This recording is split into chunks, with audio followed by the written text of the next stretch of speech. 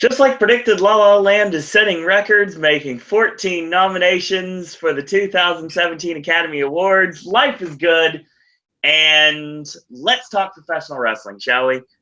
Welcome to another edition of the Wednesday Wrestling Popcast here on the Popcast Network. My name is Owen. Joining me, as always, is Ashley. I was getting confused. I thought it was on the wrong video here. If you are a award show fanatic like we are, the videos for the live reactions and our nomination discussion is currently available on the network. The worst of the year, worst films of the year is available on the network, and our best of the year is available starting Monday, along with the verses and the AJ's movie reviews, the saga of Resident Evil, and the most hated movie in the world right now, A Dog's Purpose. So, but this Sunday, not only being the Screen Actors Guild Awards, it's also time for the Royal Rumble. So we got a lot to talk about tonight here on the Wednesday Wrestling Popcast. So let me break it down for you. We're going to be talking about Smackdown. We're going to have 205 Live. Ring of Honor is going to be in here. New Japan. The big news that's going on with Lucha Underground and AAA. TNA Impact Wrestling, or I'm just going to call it Impact Wrestling, presented by Anthem. Woo! And news and rumors from the world of professional wrestling, including all the latest Dave tidbits. All this and more tonight on the Wednesday Wrestling Popcast. So we talked about the Royal Rumble Go Home show of Raw yesterday.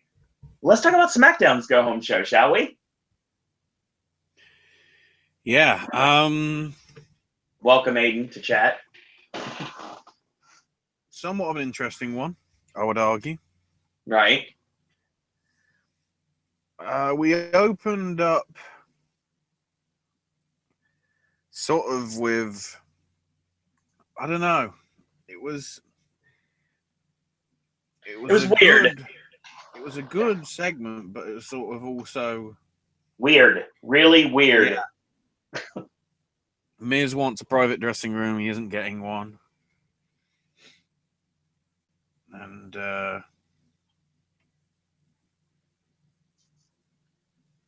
basically goes, well, if you got a problem with that, then you can go to the public restroom and use a stall there. It does not go down well.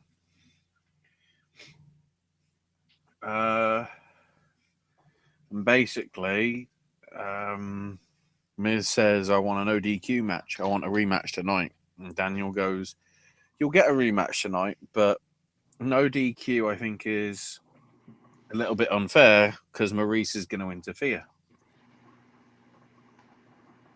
So, considering how Miz pays for everybody else's salaries with how good he is, we'll make it a lumberjack match. So there you go. That's how we open.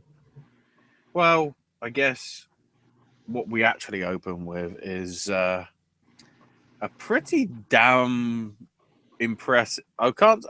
Impressive in that I didn't think it was going to be as good as it was. Harper and Orton.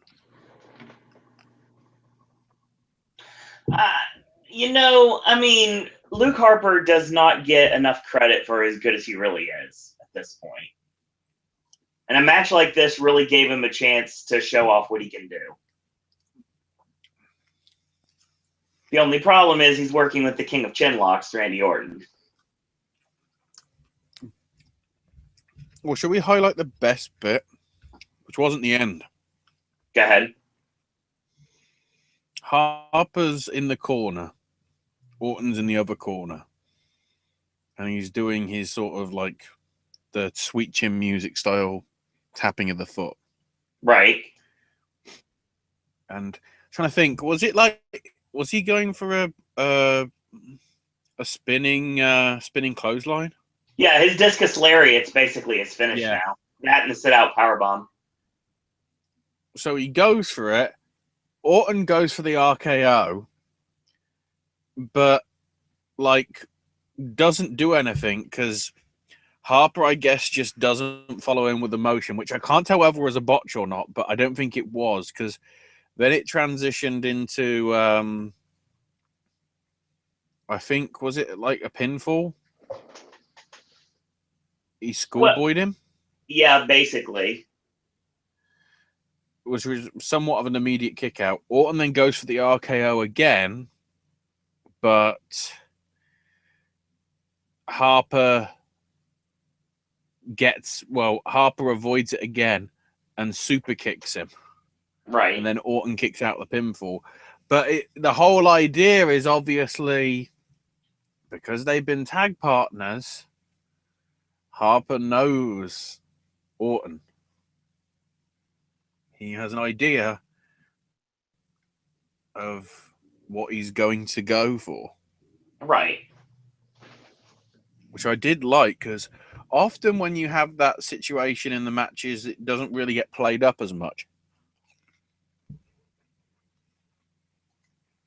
Apparently, RKO is a vine. I wasn't aware of that. RKO's out of nowhere has been trending, for, even before. Well, no, probably it went better when Vine was around. Fair point. Because it's all but dead from what I can tell. Instead, they just compile all the Vines and put them on YouTube, and they're getting more views than they did on Vine. Who knew? Of course. So yeah, Harper basically towards the end gives Orton a powerbomb and then points to Bray as if to go, "Yeah, man, we're sorted." Well, sorry, no. He picks him up for the powerbomb and then points, but Orton escapes. RKO out of nowhere. After Harper goes or attempts the discus clothesline, and Orton gets the free count.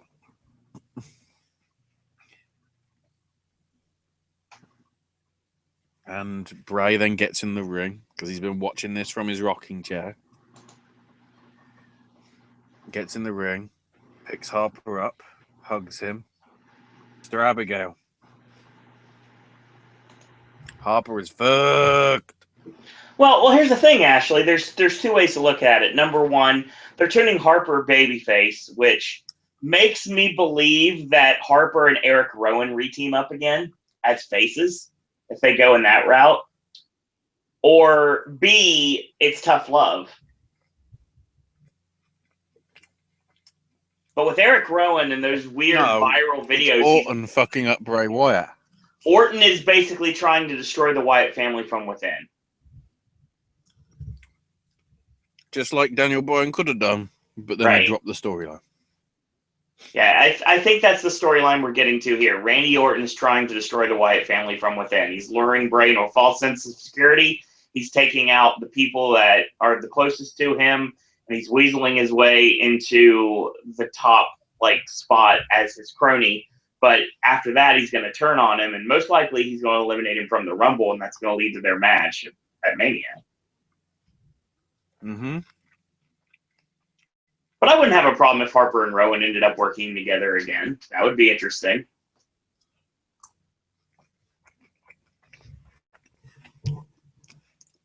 I mean, if you spin this out, and it does make Harper a babyface. It could, but it's weird because Harper doesn't come off as a babyface at all.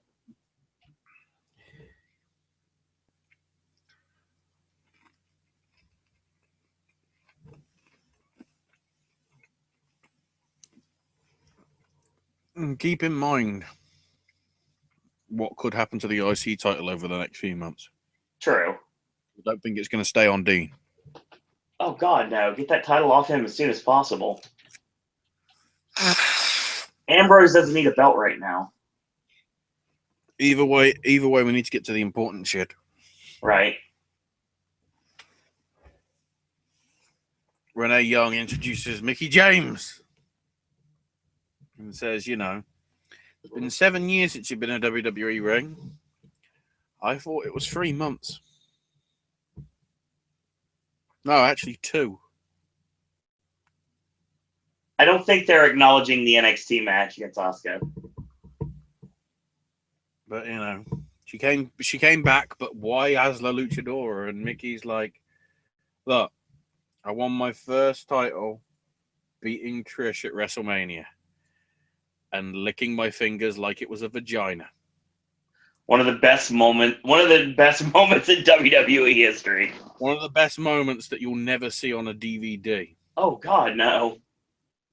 But the Bell pay-per-view rep, thank fucking God somebody in Canada was taping it.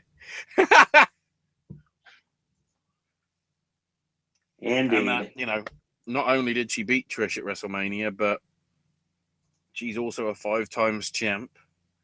And I'm amazed that they actually let her say former Divas champion.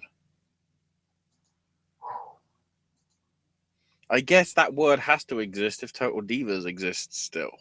Yeah, that's the thing now. That's the other issue. And Mickey says, if you don't think I answered the question, I did. I might have been away, but don't worry, I've been watching. Yeah. Becky Lynch and all the other women of the Revolution. So we're not naming the Raw brand. They act like they were the first athletes. All of Mickey's sacrifices meant absolutely nothing. And they would have gotten away with it if it wasn't for those pesky kids. We're going in the same route there. So does that mean Alexa Bliss is Daphne? Or Velma? She's more Daphne than Velma. I don't know. She'd be Daphne in this case. And Mickey says, so why have you sided with her, and is she part of the Revolution? And Mickey says, no, Bliss has been fighting since day one, and she's remembered everything about me. And I've got a lot of respect for her, because if it wasn't for her, I wouldn't be here.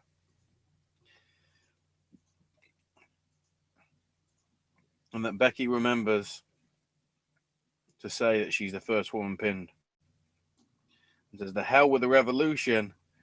This is the first step of the reinvention of Mickey James. As long as it isn't the resurrection of Gavin Stone. Oh, God, I don't want to think about that.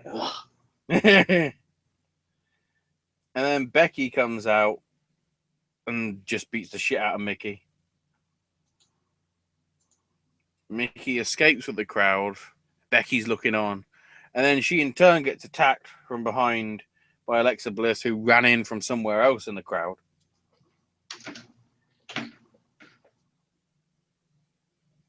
And afterwards, I think Alexa hits Twisted Bliss. And then afterwards, Mickey says, you should have learned this lesson already, Becky. Always be one step ahead. Aiden Quinn wants to know in chat, who would be Shaggy?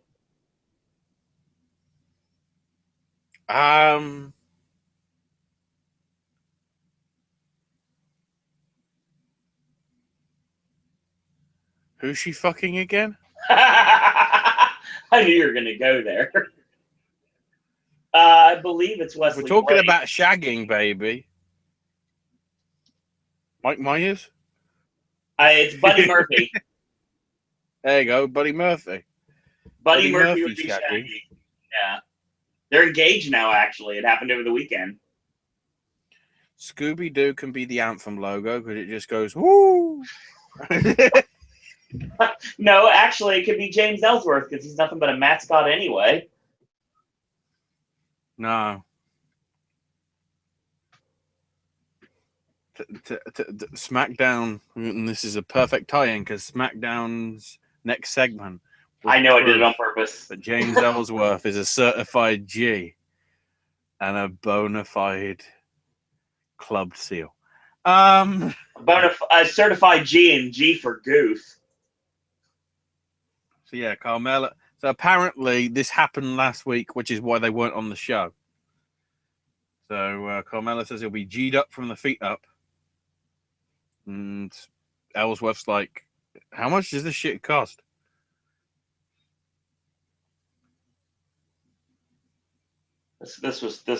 I don't care about this. This was just dumb to me. Yeah. He put on women's clothes. He put on a suit. He put on the bloody Godfather Pimpin' It Easy outfit. Right. Did he dress up like one of the Flying Elvises from like NWA TNA back in the day? Yep. You know that was done on purpose. We're in, what was it, Toledo? Yeah. So we are in sort of even though it isn't Elvis country exactly, we're in. Well, I guess no. If it was done last week and it was supposed to be in Memphis, it would fit, wouldn't it? I think that was done. I think it was scheduled. Air it. That's what happened. They Yep. didn't air it last week because fuck that shit. I'm out. Mm-hmm. Well, it was filmed last week and they ran out of time, so they just threw it up this week. Yeah. That's my guess. From what I remember, he basically came out dressed like Mike Bennett. Nice. Gold shirt, like gold trousers, like all gold everything. So now Baron Corbin, for some reason, is in the fucking commentary desk for the Battle Royal for a spot in the Royal Rumble. Okay. Obviously, I've got a bone to pick with this. A big time one.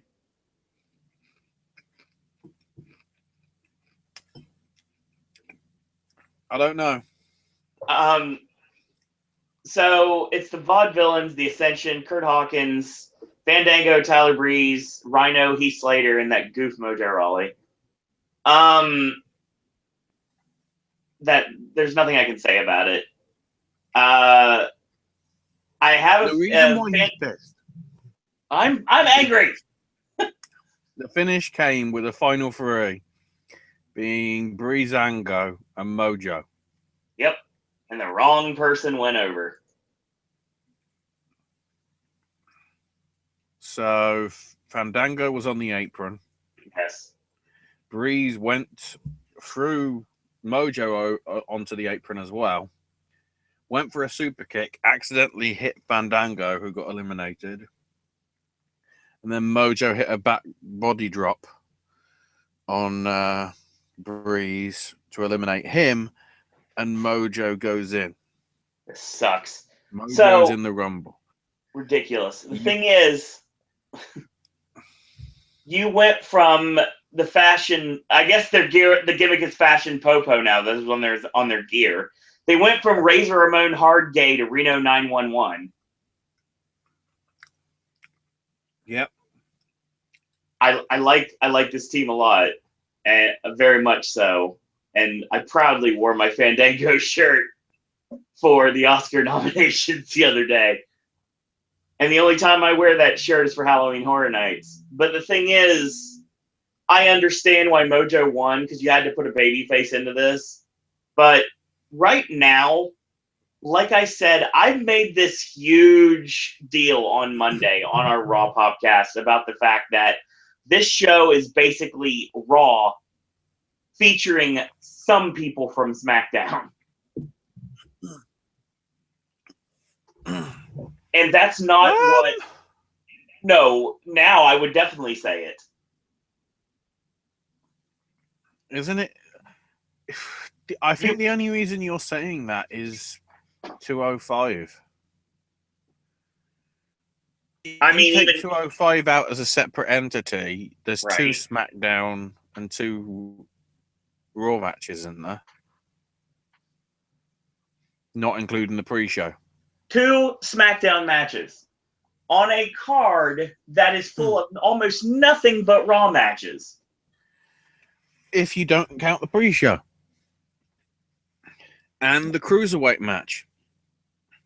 But still, they're not really using much of SmackDown at all. Because the most important fucking thing is Austin Aries is going to be at the Royal Rumble. Yeah. And also, when you think about it, Austin Aries is going to be at WrestleMania. Yes. Yes, he will be. He actually might be wrestling by then. If he's fit by then, we'll see. He should be. I haven't heard anything otherwise. Yeah, you clearly, obviously, because I did, on the off chance, I actually managed to catch it today, the Wrestling Observer Live. And Brian came up with a very interesting pitch. In that Mojo comes out all excited and everything. You know, his entrance takes so long because he's so hyper, and gets in the ring and like points at the sign. Points at the WrestleMania sign already, like going, "Yeah, baby, I'm going there. I'm going there." Buzzer goes, and it's either Undertaker or Strowman or Goldberg or Lesnar or Big Show or whoever. Mojo just gets destroyed and immediately thrown out. That's awesome, but it does nothing for the character. Well, look, I he's don't just like an American. Mojo. He's the American cousin of the Bushwhackers. I get it. Apparently, they have plans for him, whatever that may mean, but him getting eliminated like no time at the Rumble is not really plans.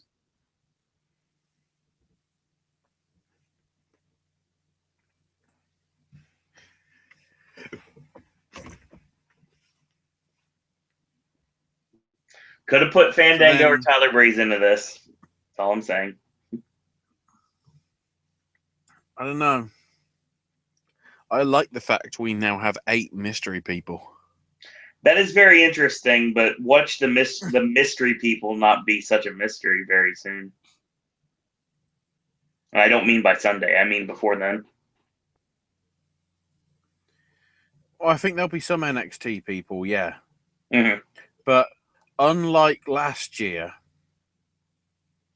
because obviously last year I think it was 27 or something, and we sort of already knew Triple H was 28, right? Even though he wasn't in. Mm. So that left very little room for surprise. This year, there's a lot of room for surprise. This year, not just because of the who's going to win, because it's that wide open, but they're literally, you know. And I think it's interesting, apart from one video about 6 weeks ago that was on Bill Apter's YouTube thing, One Wrestling. It's been very quiet about Jake. Mm-hmm. That's all I'm saying. I wouldn't be shocked. Basically, was asked in an interview earlier in the day about whether her relationship with Cena was a success. Great. I can't remember whether this was Dasher. It sounds like a question that Dasher would have said rather than Renee. It is. Yeah, it's a Dasher question. You stupid bitch. Yeah. And Natalia goes, huh. Because she comes in and goes, that's interesting. Your face is right next to Cena's face on the trucks. Where's mine? And Nikki goes for a swing but misses, and she gets thrown into the side of the truck. What the fuck was that about? They're just prolonging this feud. Also, why the fuck was Baron Corbin there? I just realised that.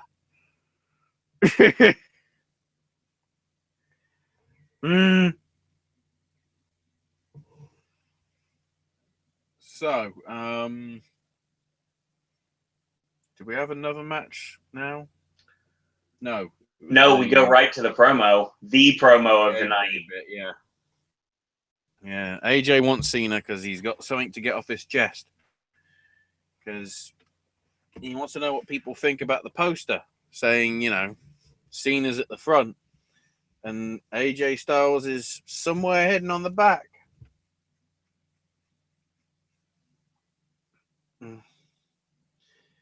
And, you know, says everybody's had enough of Cena's speeches. Monday morning, I turn on the TV, you're on the Today Show. What do I hear and see? And basically, the host just referred to Styles as the guy from Atlanta. Yeah. This was pretty much during the whole show, but I caught it when they were talking about the Oscars. I knew they And turned into a AJ's like- storyline the second they said it. AJ's like, I'm a guy from Atlanta. Yeah. No, I'm AJ Styles. I'm the champ that runs the camp. I'm the man that's been holding down Smackdown since you went away. Nobody missed you. Look at me when I'm talking to you. I didn't just take your place. I'm the face that replaced you. Does it get to you? I'm the man on SmackDown, not you. It must eat you up because I'm the better man. And because you always come up with an excuse. Oh, AJ doesn't play fair. I wasn't ready to come back from injury. Don't worry, John. I've got another excuse for you. It's you. You're the only excuse left. You're the sorry excuse for a wrestler. Oh, isn't that nice? You got a new shirt. Florida Gators colors. He's about a couple months too early for that. He always does that, though. He preps it up early so that people will buy the shit out of it. What do I have to do to get and earn respect around here? Perhaps I'll do it when I beat up John Cena at the Rumble. I'm taking a foot and putting it in your ass, John. And John, being John, does the best. I'm not a heel, but fucking hell, I'm going 99% towards it. Yep. Yeah. You seem a little tense, champ. You're complaining that you're not getting respect. You're complaining because the world doesn't know how phenomenal you are. I've come to the ring. Thousands of people tell me that I suck, and you're the one complaining about the lack of respect. You say that I get handed everything. You're going to try as hard, but it won't be your fault when you fail. You're talking about respect. You've been hot for 6 months, but I've been holding this place down for a decade. You call me a bad wrestler because I didn't toil on the indie scene? I wasn't built for the indie scene. I was built for the WWE and the Royal Rumble and WrestleMania. AJ, you're not on my level or the level below me. I get more done in a day than you have in your entire career, AJ.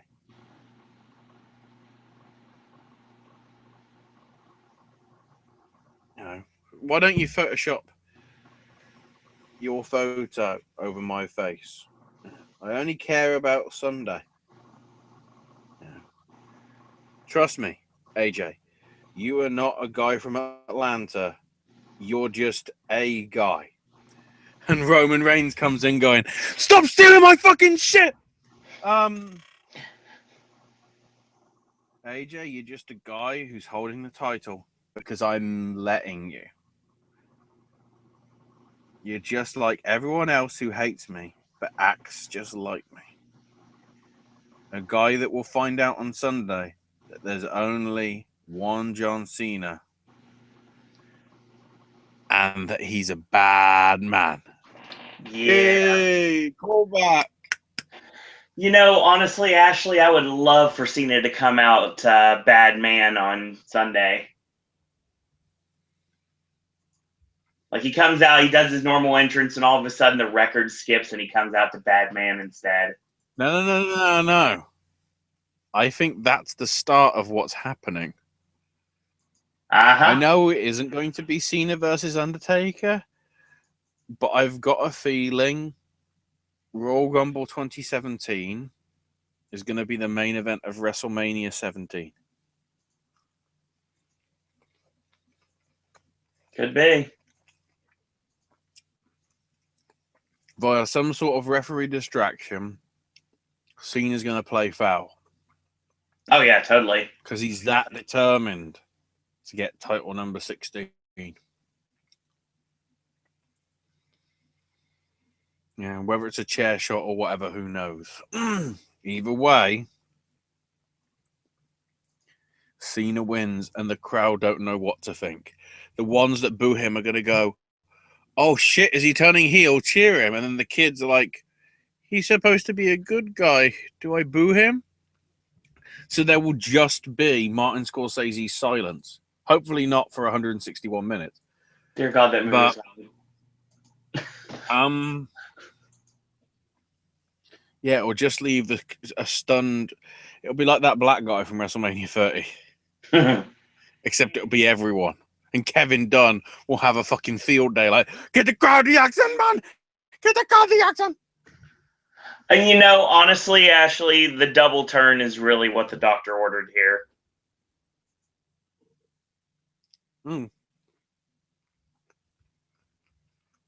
It's really what I'd like to see it come out of this at the very end. AJ goes face, Cena goes heel. Life is good.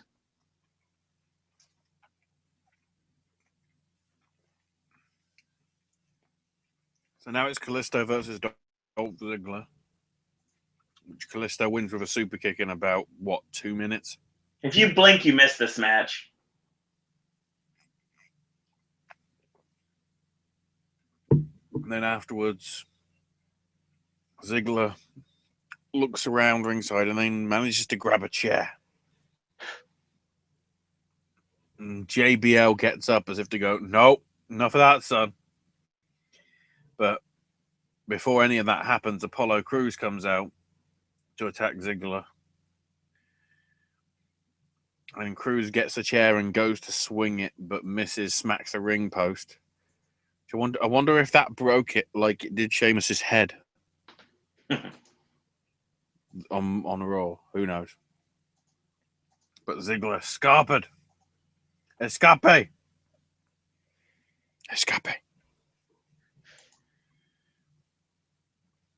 So now it's Natalya versus Naomi. So Naomi's in the ring. And Natalya doesn't show up because Nikki's beating the fuck out of her in the back.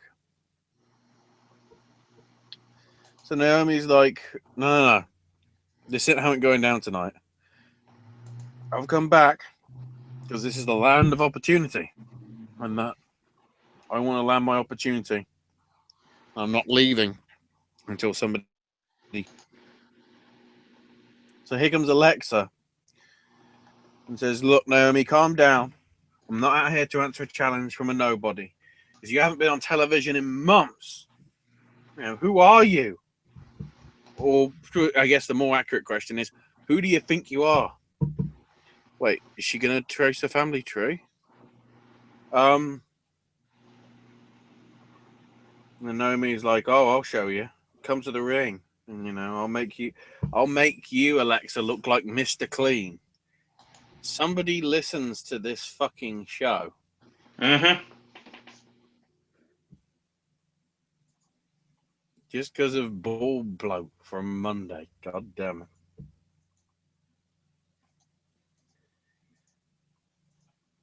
And Alexa gets in the ring, gets out, and just says, welcome to obscurity, Naomi.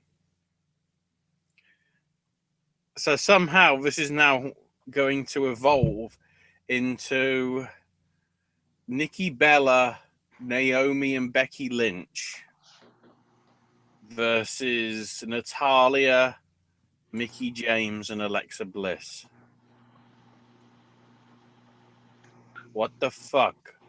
They realized what we were saying on Monday, that they didn't have enough SmackDown matches. So instead of putting it on the pre-show, they put that on the main card.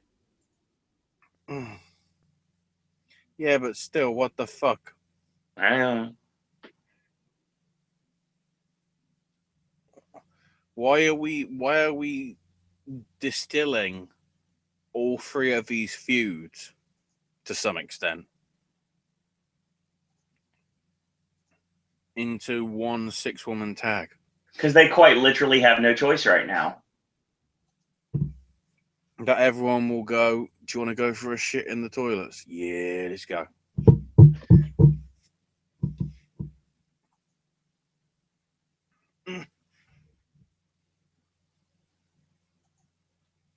So then we get the lumberjack match, which was actually a pretty good lumberjack match. Because most of the time it's just like, you know, filler, you know, why the hell are they out there?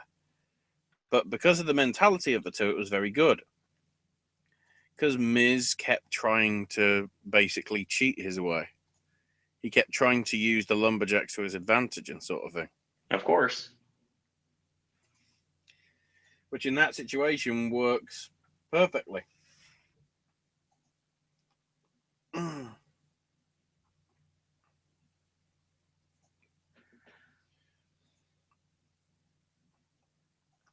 So the really confusing thing was just towards the end when basically Ambrose hit the Nigel. Right. Then Baron Corbin, of all people, decided to break up the pin. So at this point, the referee just went, fuck it. If you want to get in the ring, you can. So literally there was just a giant Royal Rumble style brawl. Which is what we thought would happen on Raw, but they waited till SmackDown. Yeah, but it didn't even happen on SmackDown because most of the people that were fighting aren't even in the Rumble. No, they're not. So the Royal Rumble, I guess, happened last week. With Lesnar and Strowman and Rollins and Reigns and Owens and Jericho. And Zayn. That was the segment. Mm-hmm. The week before it should have been on the Go Home show.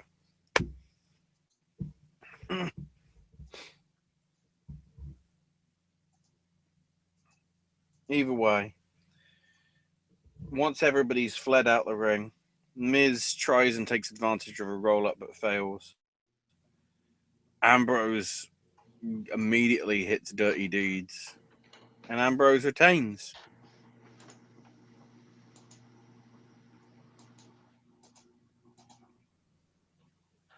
I guess that's how we cover for the fact that there isn't an IC title match at the Rumble. That's the only thing I can They've think already of. had the title defense 5 days before. And that's down to Then there should have been an American Alpha Tag Team title defense. So basically, what they're telling us is the SmackDown tag titles were important enough to be defended several weeks ago in the match with Bray Wyatt and Randy Orton. So, okay, sure. Well, keep in mind, there's still space on that card. Yeah, there is, but they need to announce it now, unless they announce it during the pre-show, which wouldn't be shocking. I don't think they can announce it now. I honestly think, considering how there's nobody else left, and considering the storied feud,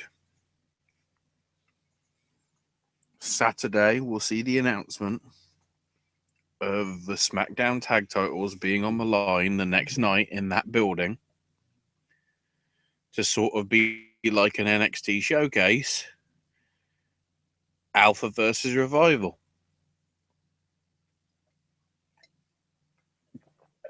I mean, I've been saying let's be honest, SmackDown needs some stronger tag teams. No, they never should have put the tag team division on both shows. They don't have enough tag teams. Yeah, that's what I'm saying. That's their biggest Revival go, then the tag team. Well, I've been saying the Revival were going to show up after the Rumble anyway, so I think that's what they do. But with the injury to TM61, that means that there's almost no tag teams in NXT. Because God forbid they give Toka and Razor the tag belts on Saturday. I really hope they're not that dumb.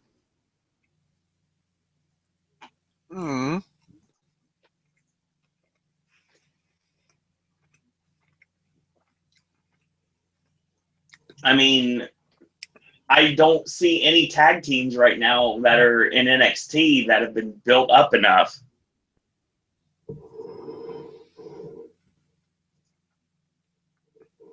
True. Well, I think we know what the main event of Mania is, though.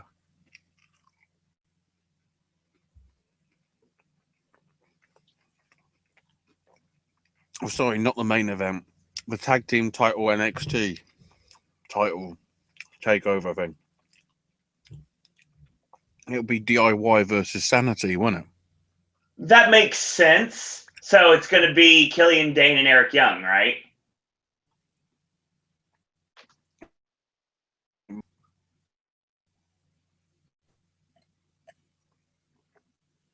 Unless they do Wolf and Dane, which is possible, but I mean, It'll be I think it'll be the British Lions, if you will.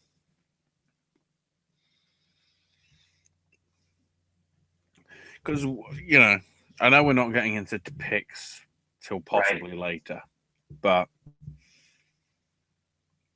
and obviously we'll talk about NXT because a few things happened which could affect all this. Right. Thinking Nikki wins Sunday. Nikki wins Saturday. Eric spins it off into this is the start of Sanity taking over. And I think, just to piss Dixie off, the Orlando main event will be possibly Bobby Roode versus Eric Young. I mean, it could happen, but the thing is, I don't see Asuka retaining because if you look at the way old school booking is, they both were left laying at the end of the show, even though we're getting ahead of ourselves. But just look at Nikki Cross was the one who did the flying body press to the outside. And even though she didn't hit Asuka, she still took her down. So that makes me think that Asuka might retain on Sunday. And then they'll do a title switch in a one-on-one match.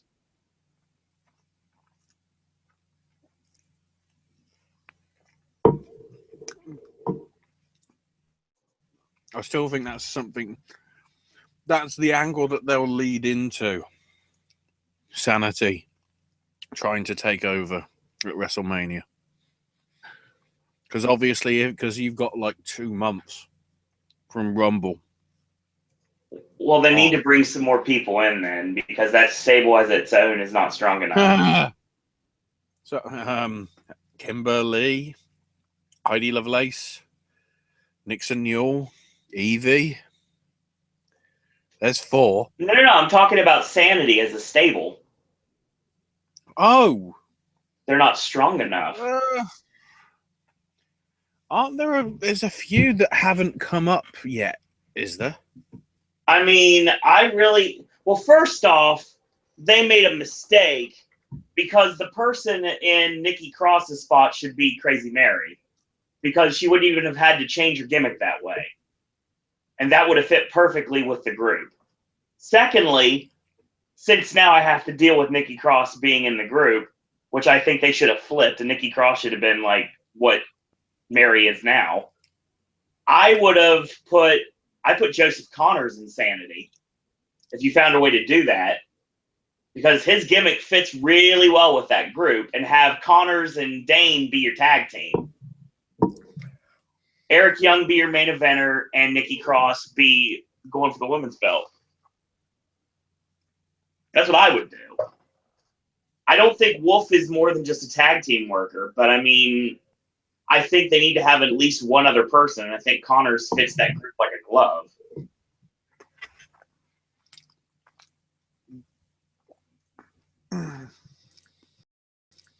Keep in mind,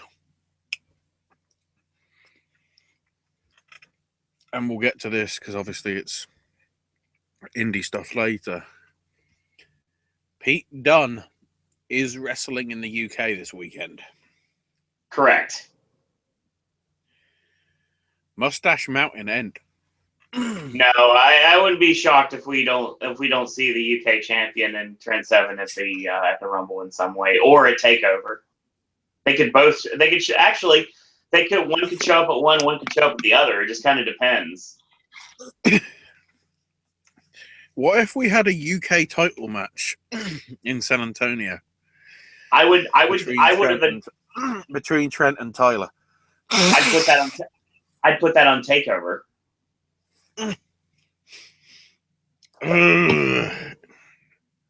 put that on TakeOver. Put it with everything else on TakeOver. You could put it on the Rumble, but I feel like it would get lost. TakeOver would have card. Well, it'd have to be on the main card because it's clear they don't want to put any more matches on the pre-show. Even though I don't get the pre-show for Rumble at all. They put the wrong matches on there. We're discussing all this ahead of time. I know. Let's get to 205 Live then real quick.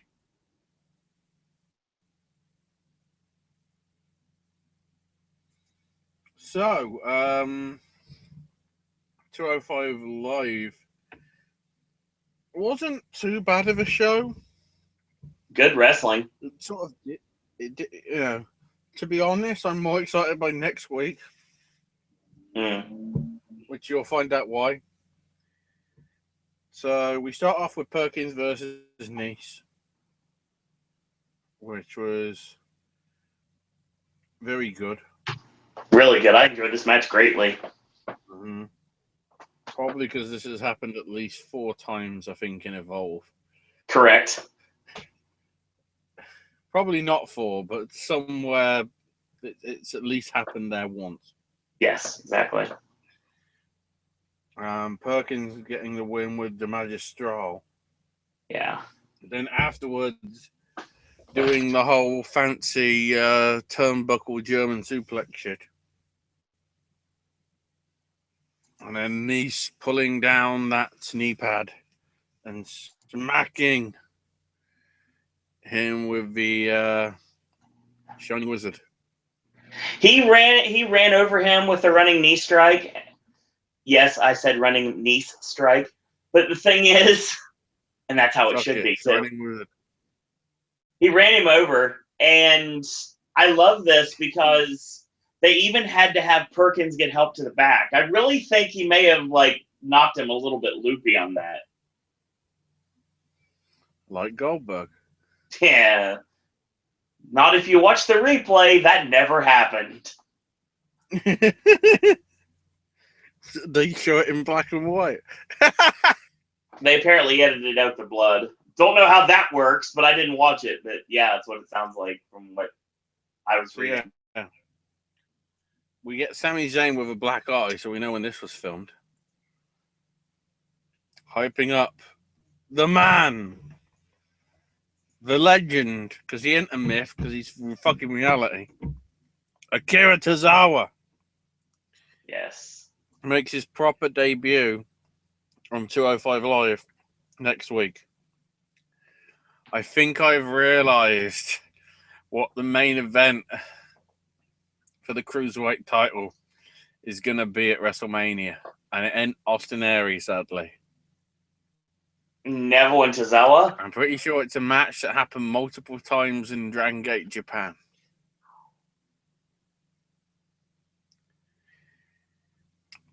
If you have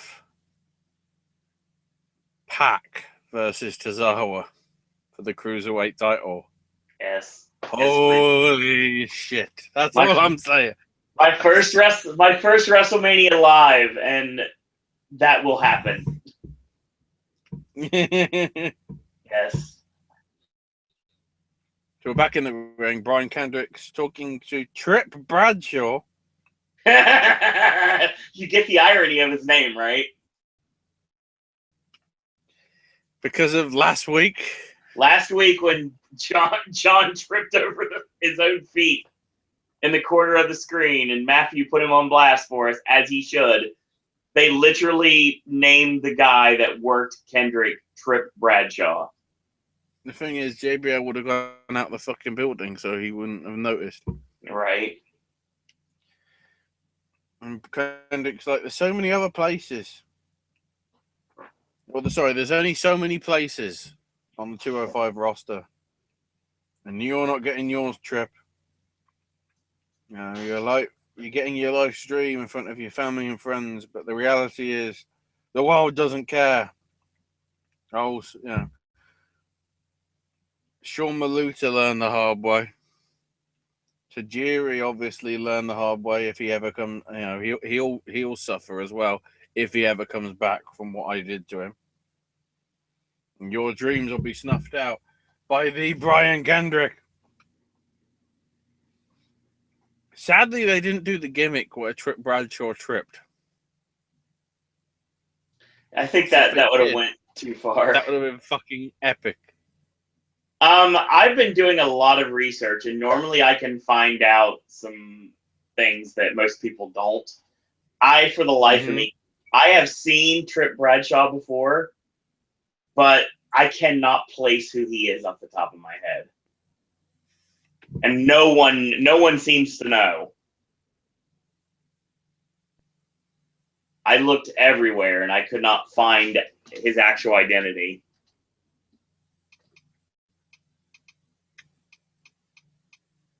Trip Bradshaw. So perhaps next week, or even on Monday, or even at Takeover or the Rumble this weekend, I am going to do my very best to find out who Trip Bradshaw was on 205 Live. That is a promise to you, Popcast Network listeners.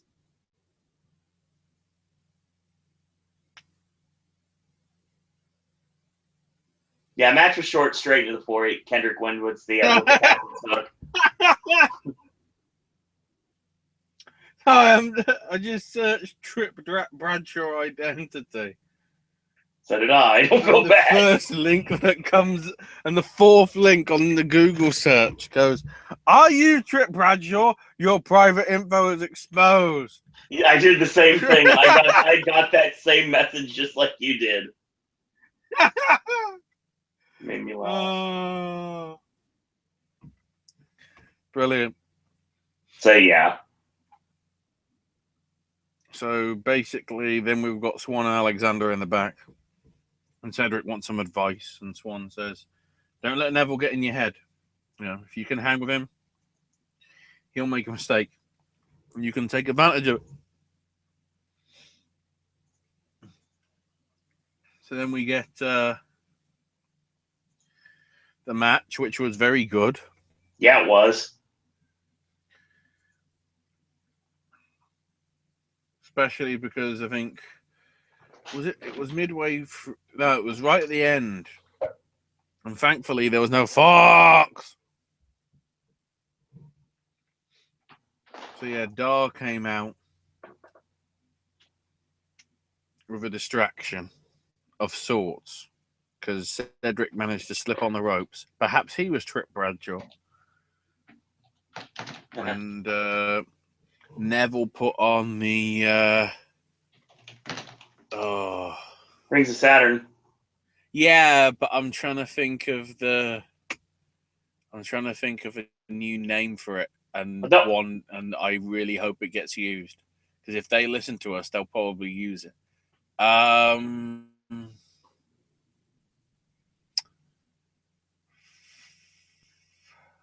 think of it. Don't worry. We'll get that too.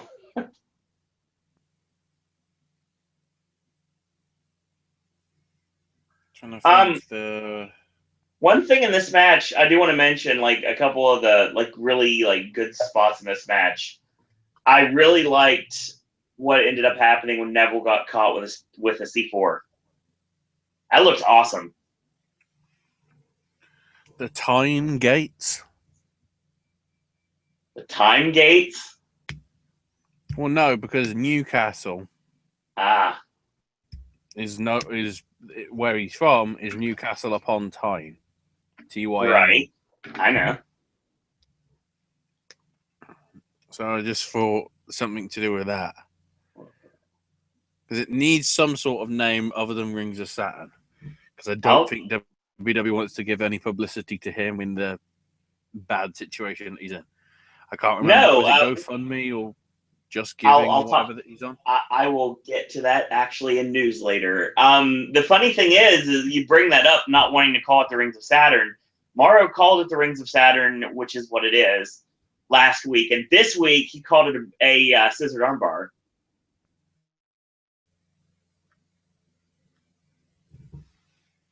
So they already like scolded him for calling it that. Yeah. Apparently they're calling it the World of Agony.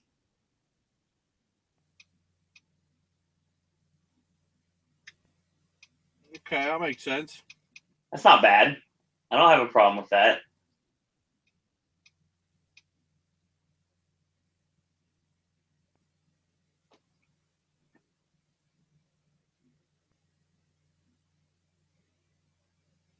So yeah, I like that. That we'll go with that.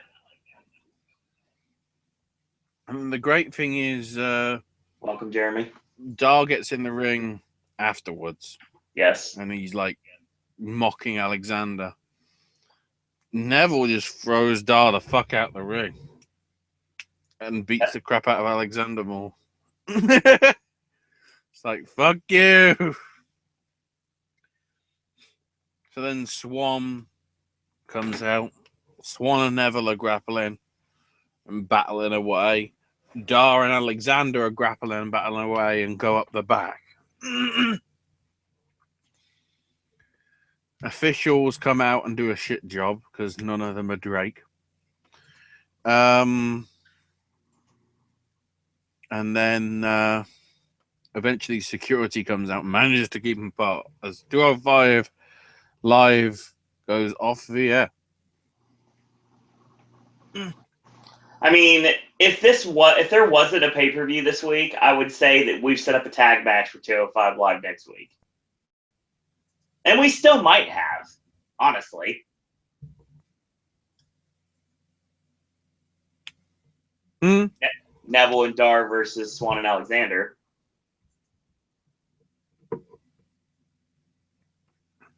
If they want to. They could. So we move on from Smackdown and 205 Live to what's going on with Impact Wrestling. Right. Oh, this fun shit. Fucking briefcases. We talked about every single one of these shows. Now you get to watch them. Yes. That's why I just wanted to talk about them. Because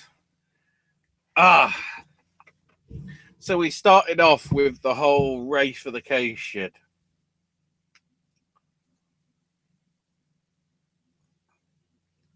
You heard the rules last week because fuck it.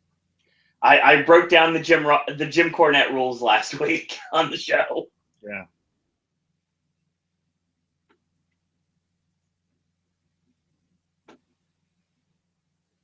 So the first case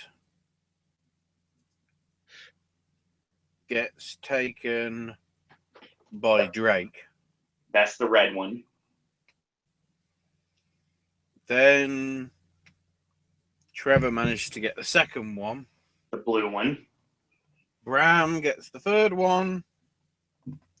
And then the Hardys managed to get the fourth one. That's the gold one and the green one. Jeff Hardy got the green case. Ha ha, I get it. Oh, I don't. I'm pretty sure he did stuff that wasn't marijuana. Because of how fucking spaced out he was against Sting. He was not on weed. You know why? Because Sting agrees. He was on Nate Webb drugs. Very nice. Nate Glass.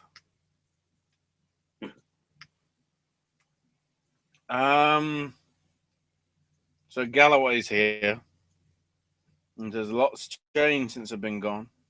And most of it good. Including your friend. As you were making it out. the guy you said you were pleased to see is owning the company. Who now isn't.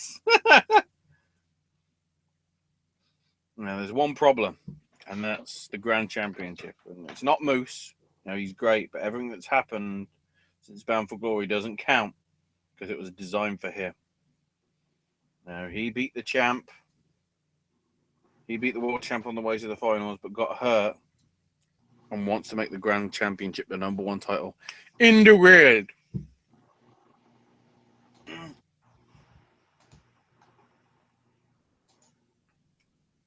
So Lashley comes out and basically says, I want Edwards. And Lashley's just it sort of builds up and everything. Culminating in basically the 30-minute Iron Man match being set up. Right. Because it gives him... Eddie says, if you want a match, then that's fine, because it gives me 30 more minutes to prove once and for all that you, Lashley, are now nothing but my bitch. So we had the sucker punch. Davey comes in for the save with a chair, checks on Eddie, picks up the belt, and Eddie has to sort of take it off him.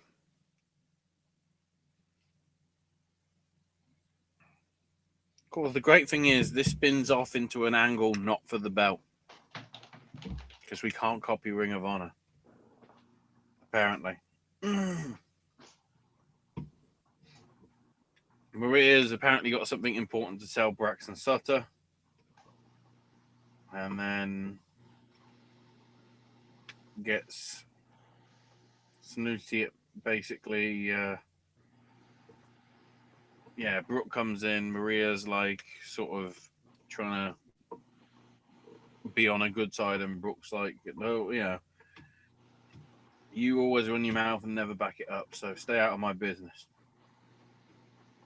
So Brooke's taking on Deonna Purrazzo. Somewhat of a good match. Brooke getting the win with a face buster. So Sienna comes in, tries to do a sneak attack, fails because Brooke catches her, but Sienna basically just overpowers her. I guess that's why you shouldn't have kids, ladies and gentlemen, because if you have a kid, you become weak. That is what creative is telling us.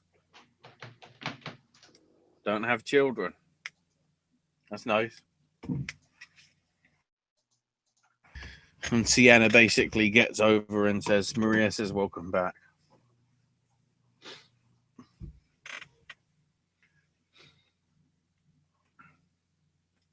So apparently the Fact of Life is back later on with the reveal of the case, apparently. Which is a bit weird because we don't know. It's not like we know what's in the cases, is it? No. I can't remember the rules. Fuck it. They can get any match at any time, and it doesn't have to be a title match.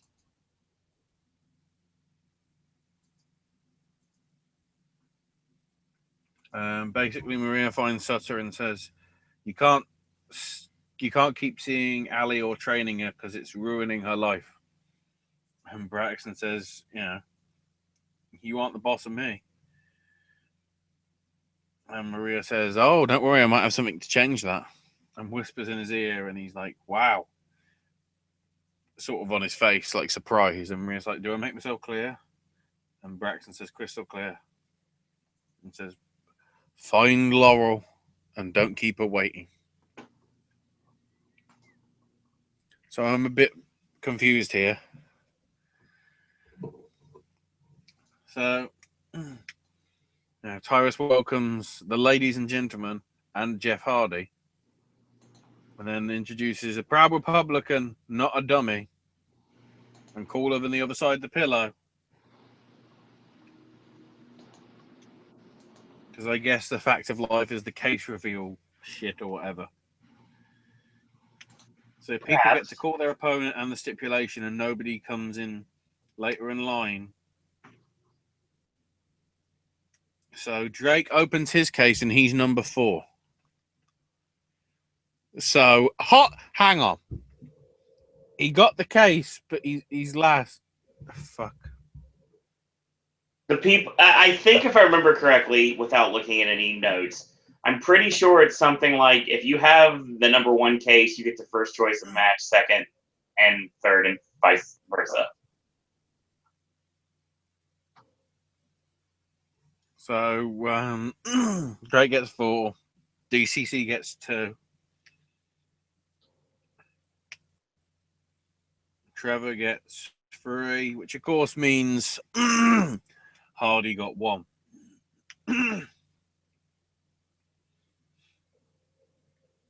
Eli's pissed because he thought he had number. I tell you, should have gone for the green. Green is money. Green is first. It's not just drugs. And the great thing is Tyrus then finishes off the show. So I think Tyrus is now taking over Fact of Life. Okay. That's the angle, I guess. So Braxton finds Ali backstage and dumps her. And says that I won't train with you either. And that's what happens. No explanation. Because that's too good. So then Rockstar Spud introduces Aaron Rex, who comes out in pink tights. So he basically looks naked.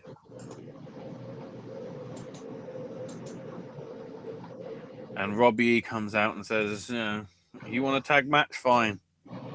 And then his tag partner, Swoggle. And then thankfully, they actually do it right because Swoggle gets taken out with a gimmick by Spud. And then Aaron Rex covers Swoggle after Robbie E comes in to basically make the save. And him and Spud basically fight at ringside. But yeah, it's honestly getting to a point where now Aaron Rex is being exactly what he said he didn't want to be 4 months ago. Right.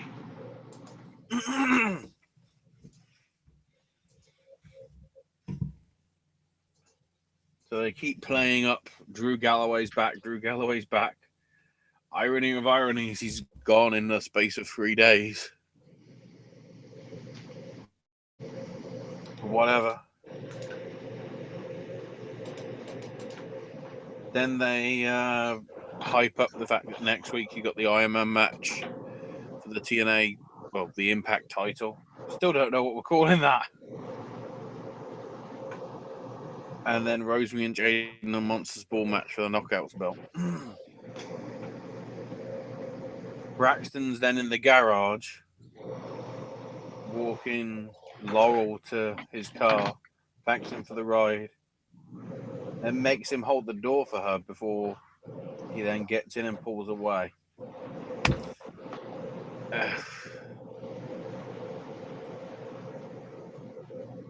You see, I'm trying to work out where that's going. We know where it ends up with a fucking wedding. I'm wondering what the offer was. I'm hoping it isn't that Laurel proposed. Because, spoilers, that can only happen if it's like February the 29th. Traditionally. But then again, we're talking TNA and tradition. Who gives a fuck?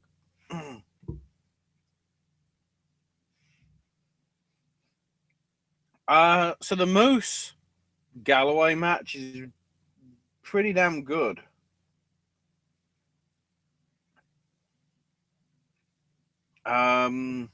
Galloway gets the first round after quite a convincing beating. Moose gets the second, but admittedly, Drew locks in the Iron Maiden, and basically Moose just refuses to tap. So although the end was more of a Drew Galloway thing, most of it was Moose, overpowering him sort of thing. Right. Even though, and that's the thing. I'm guessing that's just what the judges were thinking, but the fact that you had that ending like it was surely you don't.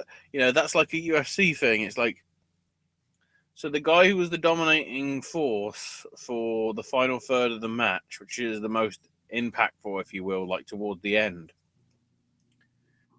wasn't enough to get like even one judge. Because I'm pretty sure on the graphic it said all 3 judges gave it to Moose. It wasn't even a majority decision, I think. Right. Either way,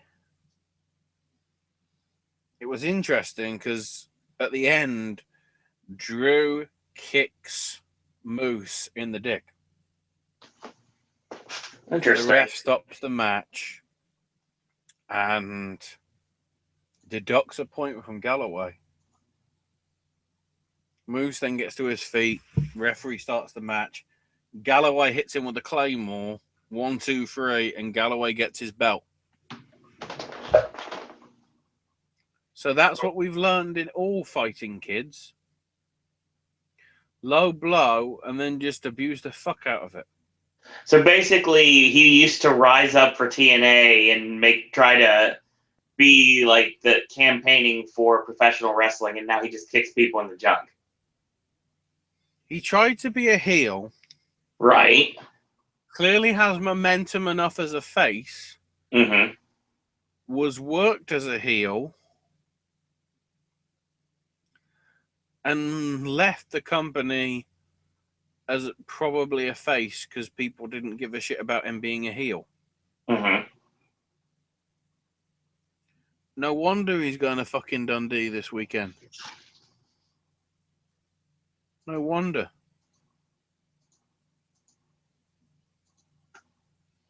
Yeah, I guess he's in Edinburgh and Dundee, isn't he? Yeah. Because he's doing what? Well, has he done What Culture, or is that tomorrow? It might be tomorrow. Can't remember. I know it isn't Saturday because that's the live shit, which I might be able to see and might not.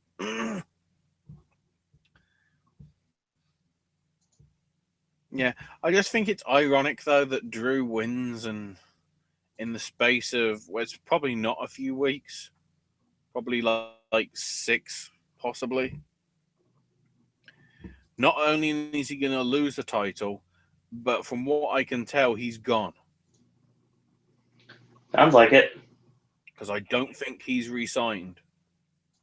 And He considering hasn't as of right how now. he's involved, considering how he's involved with this 5-star wrestling thing that's going to be on television over here, quite clearly.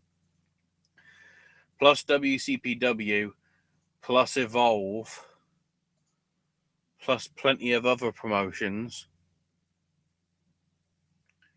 I think he's doing enough to be indie. But that's Impact. Cases which were picked up in a completely wrong order. Yeah, actually thinking about it, the way they picked him up off the fucking thing was 4, 3, 2, 1. Contact. Oh, sorry. Yeah. I just think it would have been weird like that. Now, the first one picked up was number 4. The second was 2. The second was 3. The third was 2, and the fourth was 1.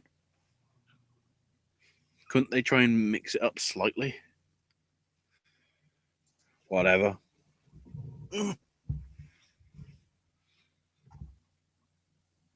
Well, I guess we're going to move from Impact to UFC. Well, MMA this week. Yeah, because not only did Chael look horrible in the 8-sided ring, he also looked terrible in the boardroom for The Apprentice. He had a bad week. Oh shit! Yeah, but that's pre-recorded. Doesn't matter. It still happened in the same weekend. So in his retirement match, the guy that's retiring won. That makes sense. In 2 minutes. The one thing I will acknowledge, though, about Chael is he did a Dominic Cruz. He came out afterward and said, I know I've been talking a lot of smack, and in all honesty, if I don't deliver the result that I should be doing, I should come out and apologize. So, you know, because the whole idea is Sonnen is going to be fighting. Oh, I can't remember who they've got him lined up for. I don't think it's Fedor, but I think it's somebody somewhere down the line. I think it might be Henderson. I can't remember exactly, but they're lining him up for a big fight within the next few months. Because obviously this is Sonnen's first fight back in about 2.5 years since the drugs ban. So I'm reading this. This happened. He was supposed to fight apparently Gary Tonin, a Brazilian Jiu-Jitsu black belt, at Submission Underground 3 for Bellator, but they pulled him. Yeah, no, it's a big name. I can't think who, though. Dave did mention it when they talked about it over the weekend. I think it's like it's an old UFC name, like Fedor and all that stuff. Well, I mean, right now it says, I was like reading MMAfighting.com and I found this, and it said that Chael got pulled by Bellator for a fight called Submission Underground 3 that was going to be on this Sunday. Well, that was that's probably like Flow Grapple. It is. And all that sort of stuff. I'm not talking about that. I'm talking about the actual next fight he's having on Bellator. That may be why he got pulled then. Which I think is I think they're lining up for like April or May-ish. I can't remember exactly, but it's within the next few months. I'm trying to find it and I can't so far. Continue. But either way, you know, that was an interesting main event anyway. Yeah, the other matches on the main card had Paul Daly beat Brennan Ward with a flying knee KO midway through the first round. Isaki Kato beat Relic Gracie unanimously. I seriously do not know how two other judges gave it 2 rounds to 1. Because from what I heard, Gracie was fucking terrible. Basically, as in, you know how CM Punk has been so terrible in his career so far? Right. Even he would have done a better job than Gracie.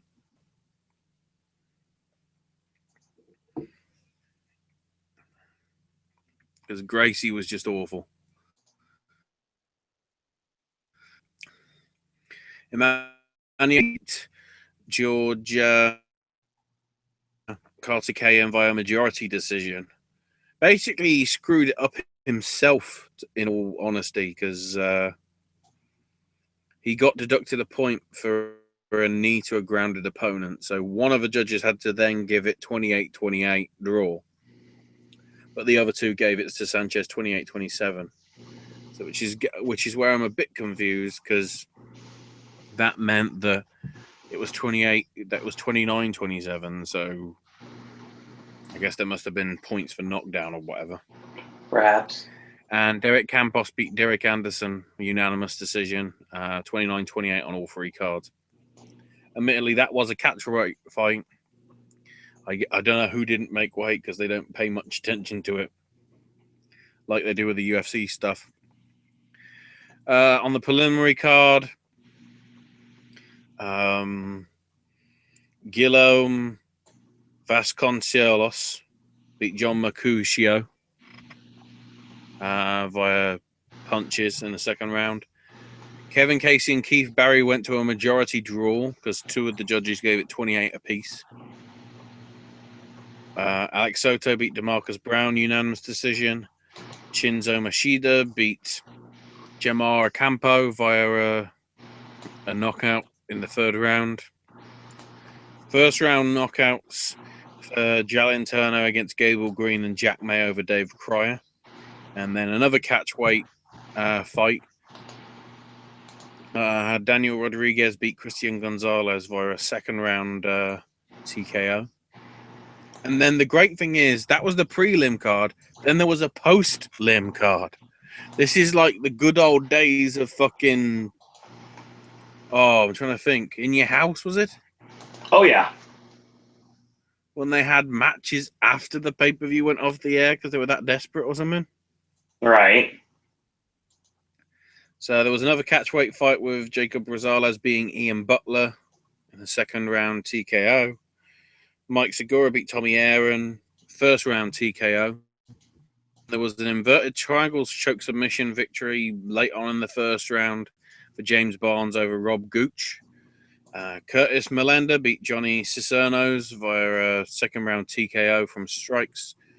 Colleen Schneider beat Chrissy Daniels with an anaconda choke 90 seconds into the match. And then right at the end of the third round, a heavy old punch of the body meant it was Morales to beat Cody Bollinger. I didn't bother to give you the weights about that because the only reason we covered that show is because of the main event. Spoilers, we probably won't be talking about Bellator again until February 19th for Fedor. I know there is a show, I think, whatever it's this weekend or next weekend, but screw it. It's not got anybody famous on. They also did announce that the March 31st show, so the WrestleMania weekend one, if you will, is going to be King Mo versus Rampage Jackson. So Impact Wrestling hijacks WrestleMania weekend. Yeah, no, that actually might happen, though, honestly. Yeah, but not in that sense. True. Not in that sense.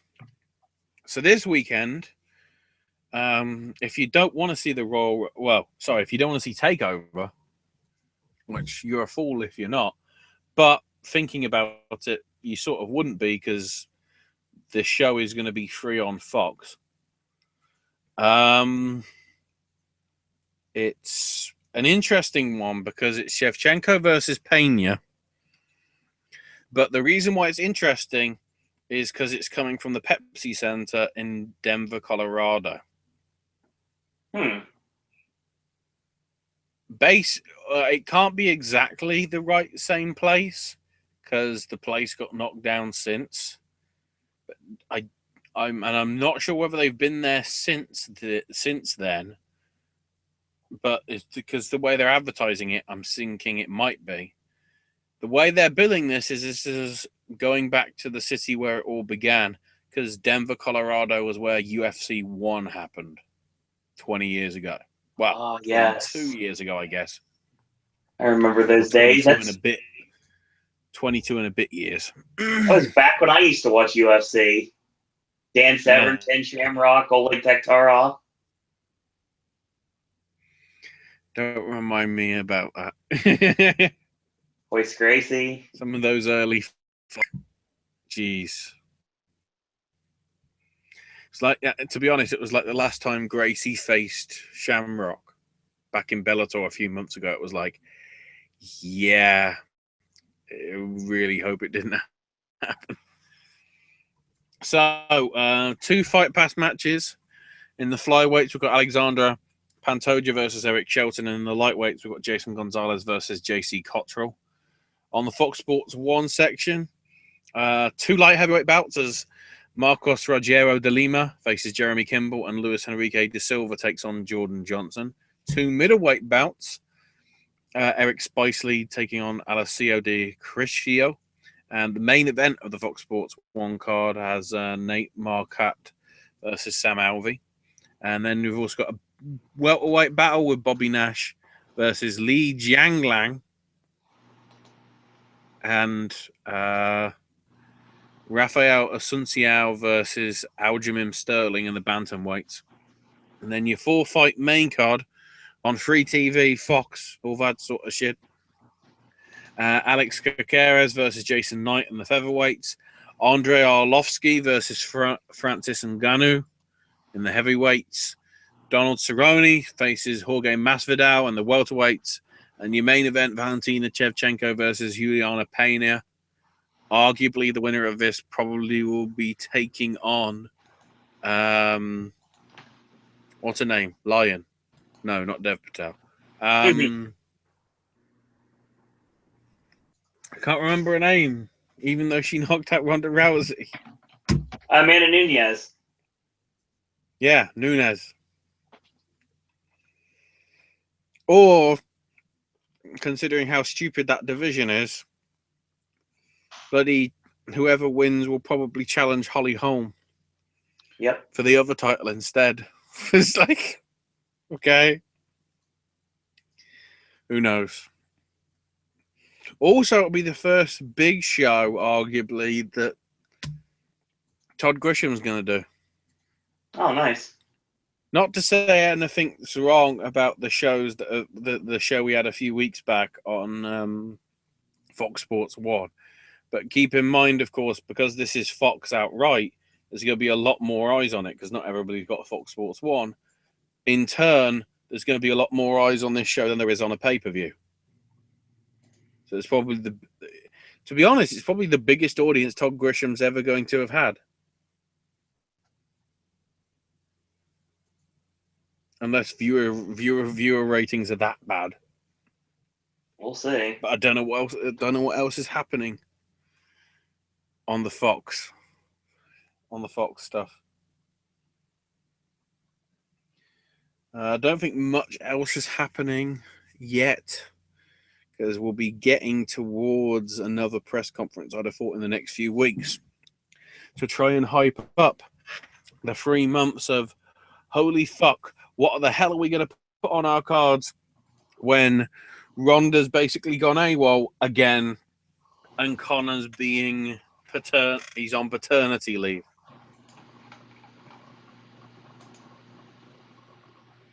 Yeah, I think UFC's in some serious trouble right now.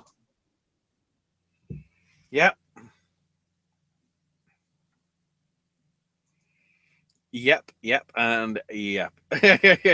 I mean, honestly, if they would have fed a tomato can to Phil Brooks, maybe he could be a draw right now. You heard what happened with Goldberg, didn't you? No, I didn't, actually. That last night, when he did an impeccable job on the pay-per-view, right? Dana White didn't even say goodbye. God.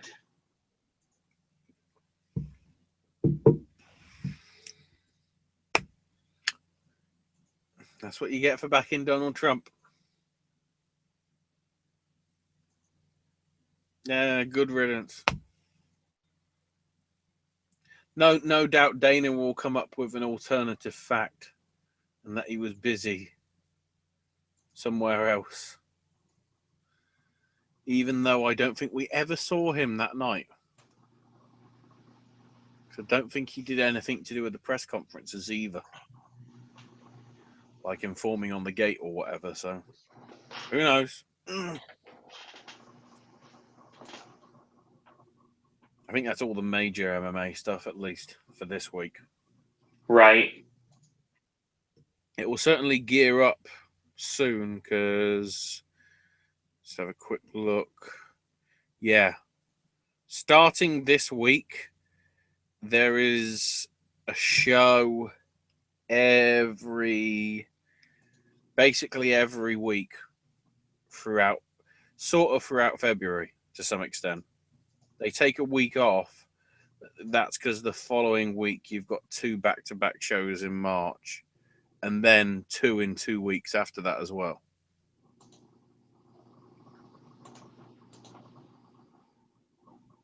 Fair point. So that does mean Bellator sort of going head-to-head with UFC at least on one weekend. The Fedor fight's going up against, I don't know what's scheduled for February 19th. Something. All right.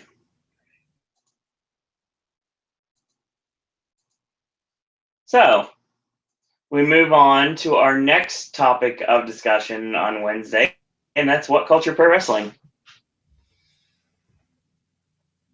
Loaded.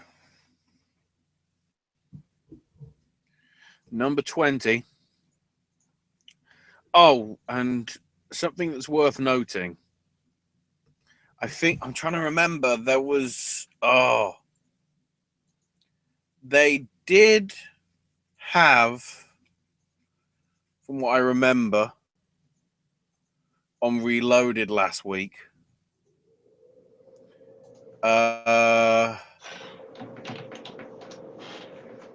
Beating Prince Amin. And from what I can tell, that was the pre-show to Kirby Mania. Especially because the ropes were pink. We got a live edition coming on March 6th. And 2 weeks later. Yep.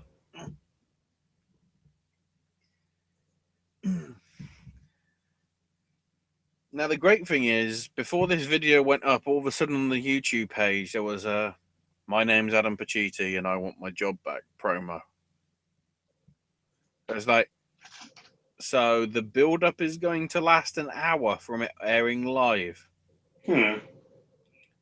Interesting move. Yeah. See, what we actually start with, and I'm hoping you've got some notes for this, No. is Matt Stryker informing us, because obviously, well, they didn't make the announcement sort of last week. There was a separate video that went up saying that, going through the details about the Pro Wrestling World Cup. So it's 64 people. Oh, we discussed this last week. Yeah, but they sort of went into more detail about it. I had a lot of detail when I did. Yeah, but Matt Stryker had all the actual proper notes. Because I think it got put up like Thursday or Friday. I mean, I had a lot of things. I basically talked about all the venues and how many people were in it and all the various like tournaments they're going to be doing for each like country. And yeah, it's a 2-night finale. Right. At some point later in the year. Correct. And I think, was it March the UK won? I believe so. That's the first leg. Tickets went on. The great thing is they said, oh, tickets are going on sale, right now. Except the issue was that the tickets had already been on sale for quite a lot of the day. Whatever. So we opened with B. Priestley versus Little Miss Roxy.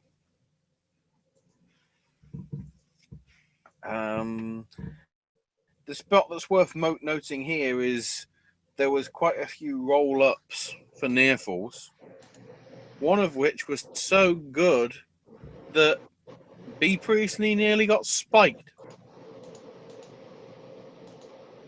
So yeah, that was rather interesting. What are they doing with the women's title? Did they just completely abandon it because of Nixon Newell? The weird thing is, like, Roxy was beating the shit out of her for quite a lot of the thing, but then Scott Wainwright did some sort of distraction on the outside. Priestley, I think, did some heelish shenanigans, and Priestley got the win anyway. So then Priestley tried to hit Roxy with the belt, but Roxy ducked. And the great thing is, after this happened, Priestley, it looked as if B. Priestley was touching herself on the boob because she was getting off on it. What? The way she was holding, it wasn't like she was holding her chest as if to go, my heart's hurting. It was literally like, I was waiting for the bloody clown horn to come in. And then I realized the great Caruso had stolen it. So out comes Bully Ray and Adam Pacitti.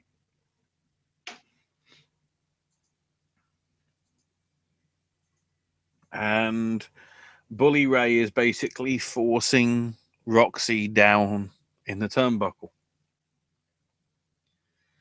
in such a way that it looks like we're going to get a recreation of, oh, I don't know, L. Oh God. Yeah, there's a way to do intergender sort of wrestling, and it isn't sort of stay down, bitch, suck it. It doesn't say that, but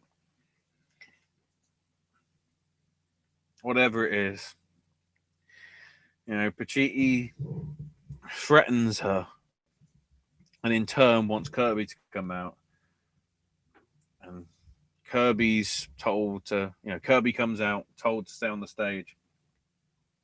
And Pachiti's like, I want my job back. And Kirby's like, no. Bully. Powerbomber through a table. And he's like, no, don't do it. Please don't do it. This clip eventually did get put up on their YouTube page. Yeah, I saw it. So later on in the night, we're getting Kirby versus Bully Ray with the role of GM on the line. And then says, when he wins, Kirby will be his personal assistant. And then he'll order a title match against Drew Galloway and have Drew lay down for him so he can be both general manager and champion. And I'm going, Adam, I just saw the documentary you did of you living out your dreams to be a pro wrestler. What have you put in Blompier's head? Because all of a sudden, this angle is beginning more and more to look like we literally did this promotion just so Adam Pacitti can live his dream again. You never know. Of being a wrestler. So next we got the debut of BT Gunn taking on Travis Banks. She's somewhat of a surprise because you'd think, hang on, Travis Banks is an informed guy, but the one thing I have to say, Travis Banks knows how to take a fall because BT Gunn did get the win with an ace crusher and a spinning DDT, but these guys had a very good match at least for WCPW standards. And then interestingly afterwards, Gunn acts heelish because he goes to put a crossface back on Travis Banks, but then Doug Williams makes the save. So the heel makes the save? What? Is he still Mr. Brexit? Of course he is. Yeah. Can't give that up. Then it doesn't make any sense why he would make a save, unless you're going to turn him face. Well, I guess that means we know who he was looking at over the last couple of weeks. Yep. So Jack the Jobber's met up with Kennedy, and Kennedy can't live with what both Primate and Rampage are doing to each other. So he wants the next match to be a chairs match. So then we've got Doug Williams being interviewed backstage. The great thing is the question that's asked, I don't know whether they took this idea from bloody WWE, but the question that was asked was, why have you been watching Travis Banks? Not like, why did you save his ass? But why were you watching him?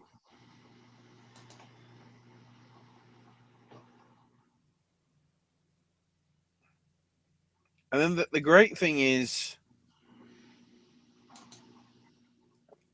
I mean, Doug says he wants to celebrate British tradition. So I'm trying to work out why he's so obsessed over Travis Banks when Travis Banks isn't British. He's Australian. or I can't remember if he was Australian or a New Zealander. One of the two. So he certainly isn't British, which, doesn't fit the whole Brexit shit. Unless we're classifying it still as part of the British Empire, in which case, oh fuck.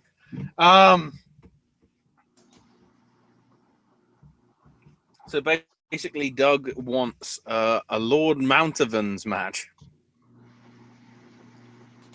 and he gets it accepted by Joe Hendry.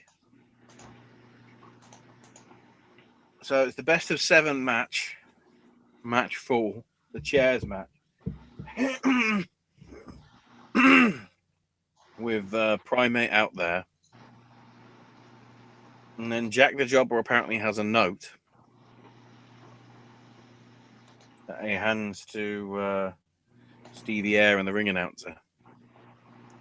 And he goes, I've just been informed that this match is a musical chairs match. Yes.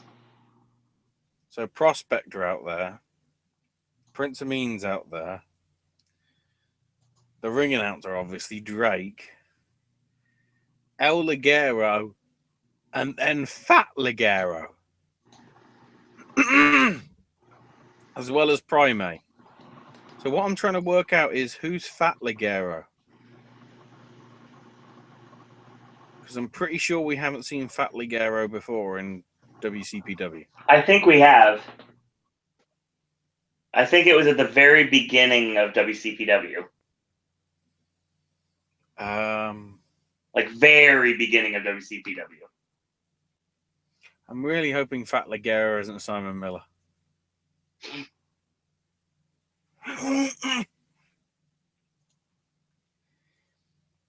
The great thing is the first round happens, and Stevie just gets out the ring and goes, Stevie's been eliminated. Then all the lights go out, and fuck it, we're actually having a chairs match. Which, to be honest, was when you expect a chairs match, you expect a match, not chairs. Because nearly all of it was. Remember the scene in Empire Strikes Back? Right. Where they're just doing lightsaber shit all the time. Mm-hmm. And then the hand gets cut off, and all of a sudden it's like, oh shit. That's what this match was. Because about nearly all of it was just, I'm swinging a chair. I'm going to swing a chair. I'm going to hit you with a chair. I'm going to bash you with a chair. I'm going to smack you into a chair.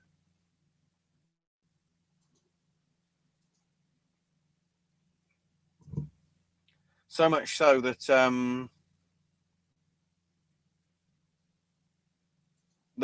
I don't know whether I'm thinking they clearly did this to make sure that there wasn't any concussions or anything. But the finish was Rampage hit Primate with 3 chair shots to the head, except the chair shots were right by the ring post. So I've got a feeling they weren't really headshots. Either way, Rampage wins. We're level 2 all. So now we've got Drew Galloway backstage. Apparently, Galloway's on the sidelines because of the beatdown that he took out at Lights Out. I secretly think it's because he was on a plane to go to TNA. Just a theory. And he's basically angry for Ospreay for taking his belt and cracking some ribs. Then addresses Joe Hendry and the battle in the Capitol as Hendry faces Galloway this Sunday. So I don't know how the shit Adam and Co are going to be reacting to the Rumble. I don't think they're going to be able to make time from Edinburgh to Newcastle.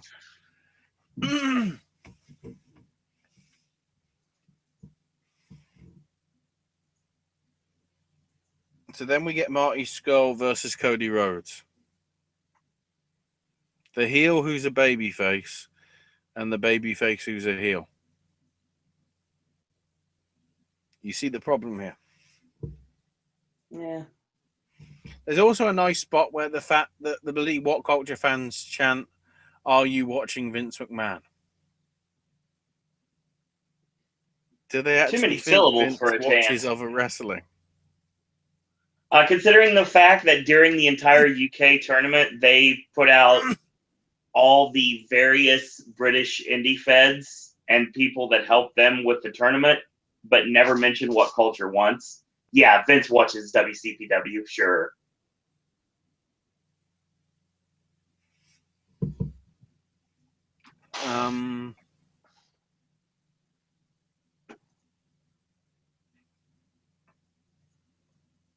So we do get a ref bump here.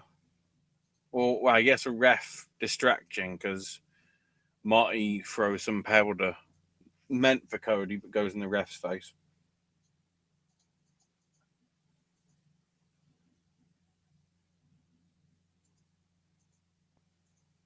So then Cody uses this to do a low blow and a disaster kick. Except there's no referee. So the face just did a heel finish. Yeah, it happens. Then Marty kicks him in the balls and hits him with the crossroads. So he goes for a chicken wing, but Cody manages to counter it and hit the crossroads himself for the win. And the more and more I'm seeing Cody in WCPW, the more and more I'm realizing he still thinks he's Stardust. Because if you look at nearly all of his matches, he's still wrestling the WWE style to some extent. If you look at somebody like, I don't know, Galloway is clearly not WWE. I mean, okay, it's probably because he's in TNA, but there's still too much in Cody that I think is eventually going to be a detriment to him down the line. Admittedly, it's going to take a long time to unlearn a decade's worth of teachings. Right, exactly. But it needs to be somewhat soon. If he has more time in Japan, because fuck TNA, there's an opportunity for some interesting stuff from him. But because of TNA, I ain't got my hopes up. Either way, now we get to the Lord Admiral Mount Evans match between Doug and Joe. So basically, this is sort of World of Sport rules because it's 6 5-minute rounds with the winner getting 2 falls or a knockout.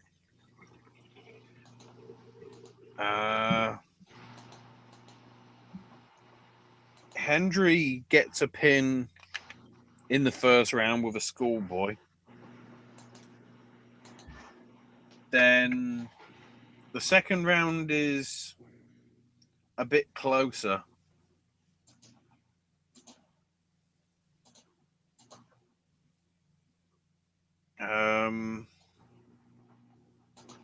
But wins, I think, it gets his fall, I think, with a toe hold.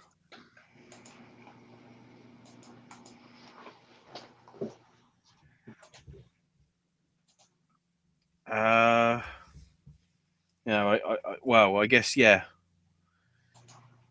I mean, I don't know.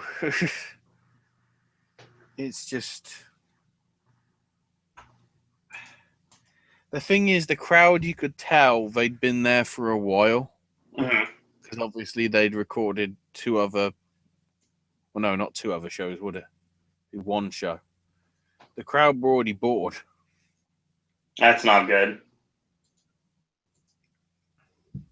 Well, they certainly weren't into it, I think, because it's like, oh, wait, this is British rules? Nobody watches this.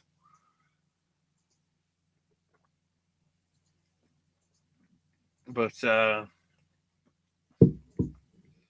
Third round happens. Henry locks in the angle lock, of course. And Doug taps. So the way to build up to a title match is having a guy lose to his type of match that he chose.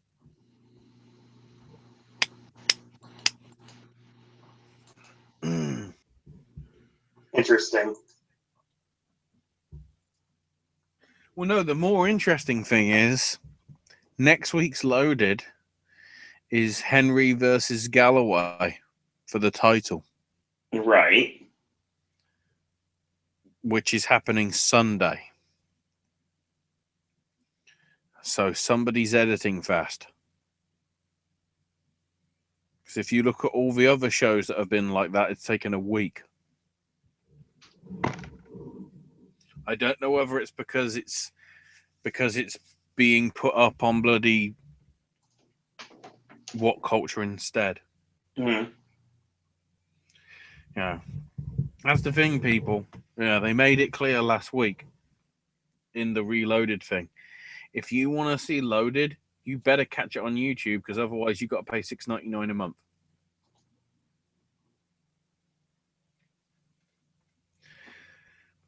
Thankfully or unthankfully, I'm already doing that, so I get to see it already on demand and whatever. But I wish I did.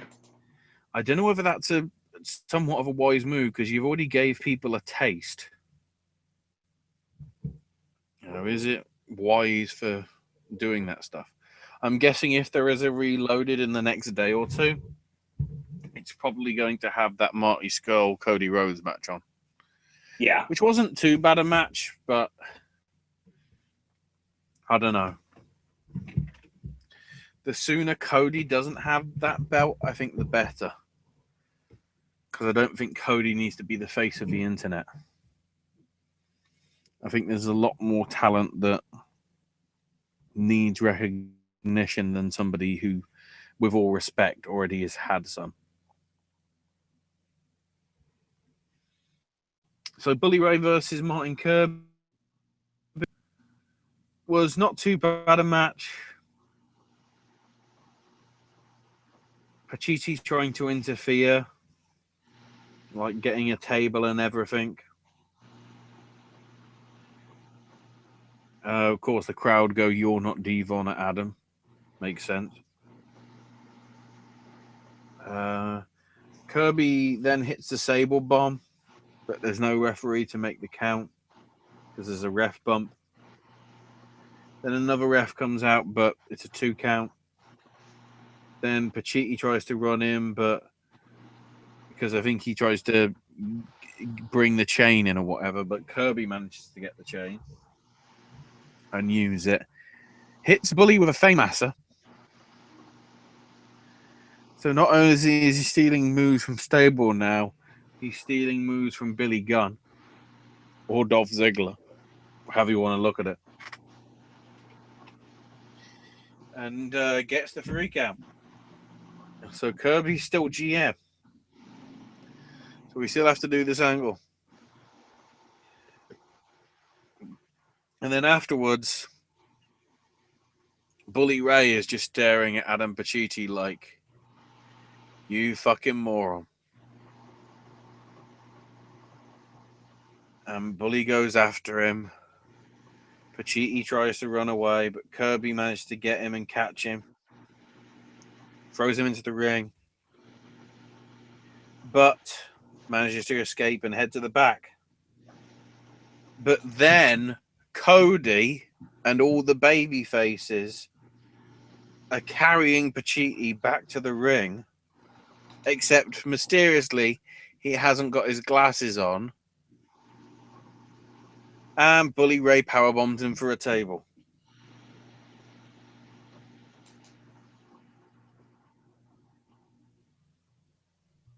So, I don't know.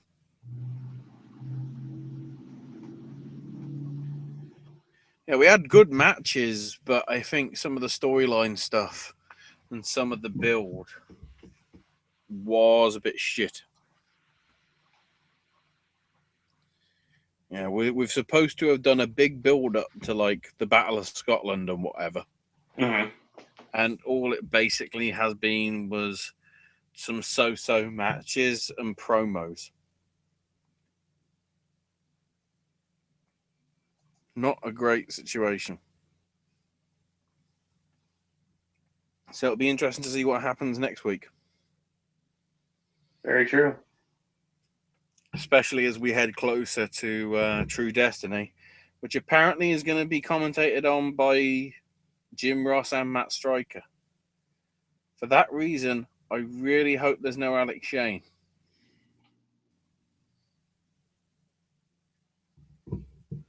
Because I'm pretty sure those two can do it on their own. And if Stryker's going to be the official voice of the World Cup, he's going to know a lot of people. And I'm also realizing the only reason they can get Stryker for the World Cup is because Lucha Underground's gone to shit. True. But that's loaded for this week. All right. WCPW goes into NXT this week. Which was an interesting start. Yeah. Because Ember Moon versus Liv Morgan. Most important thing, Drake. Let me put it this way. I will say right now, Liv Morgan is improving. Ember Moon looks nothing like Ember Moon now, you notice. Right, exactly. She isn't a hooded, mysterious figure. She's basically Athena. She's Athena without a doubt, yeah. She's Athena. She's got the same style ring attire. No hoodie man. Like, I mean, this was good for what it was. It was short. It was very. It was there, but it, like I said, Liv is getting better in the ring. I've been giving her a lot of flack, but she's getting better.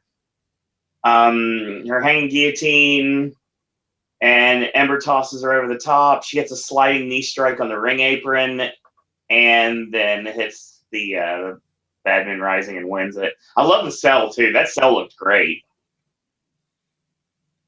And since the crowd in Full Sail really liked Liv Morgan, they're probably going to push her. So that's the reason why she had to have this match.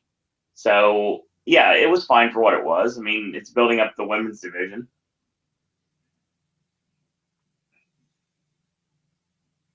Then we get Kayla in the back with Andrade Cien Almas. Kayla shows more personality than Dasha, for sure. To some extent. She seems like she doesn't have the handcuffs that Dasha has on her. We know why that is. Of course, but still. Some bloke called Paul. Yeah. And all the while, Kevin Dunn is like, make it sound like a robot. Make it sound like a robot. I really get fucking turned on by listening to women sound like robots. Women sound like robots, and also I like the crowd. I like the crowd a lot. The crowd is all that matters. Because they're like robots. Even in the cheap seats, I still think I got a shot at getting on WrestleMania, given the fact that Kevin Dunn likes to show the crowd. Just, I will have to plan that close to the time, but the main plan will be overreact to fucking everything.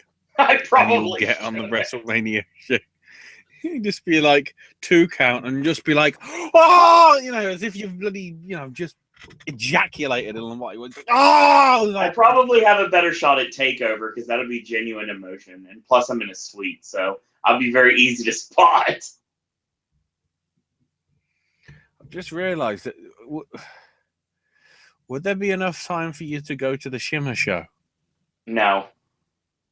I'd love to, but we don't have the time. But there's like 4 hours in between the two. Yeah, but you know how long it's going to take to get everybody in the stadium?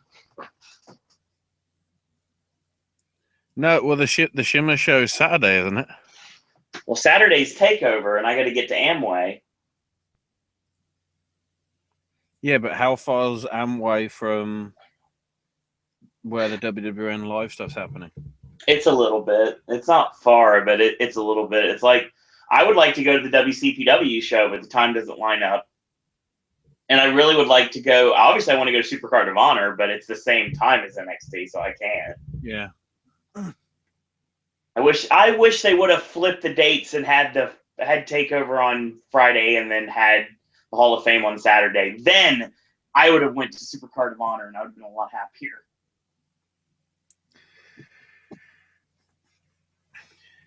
Indeed. Andrade Cien Almas cutting a promo.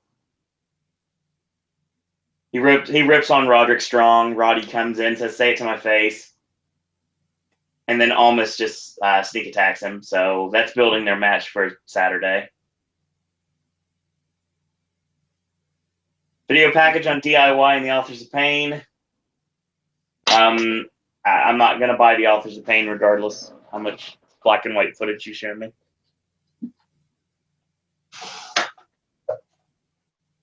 We get Noe Jose versus Kona Reeves.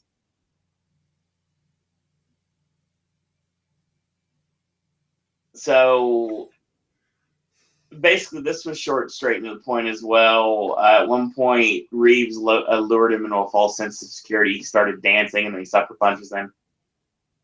So heat on Jose for a bit, and then Jose ends up hitting the flapjack. He ducks the wind-up punch, and then he hits the pop-up into the punch for the pinfall. I mean, I don't like Noe Jose, but he's over. I think Kona Reeves could be something if they did anything with him, but he's really, really stiff in the ring.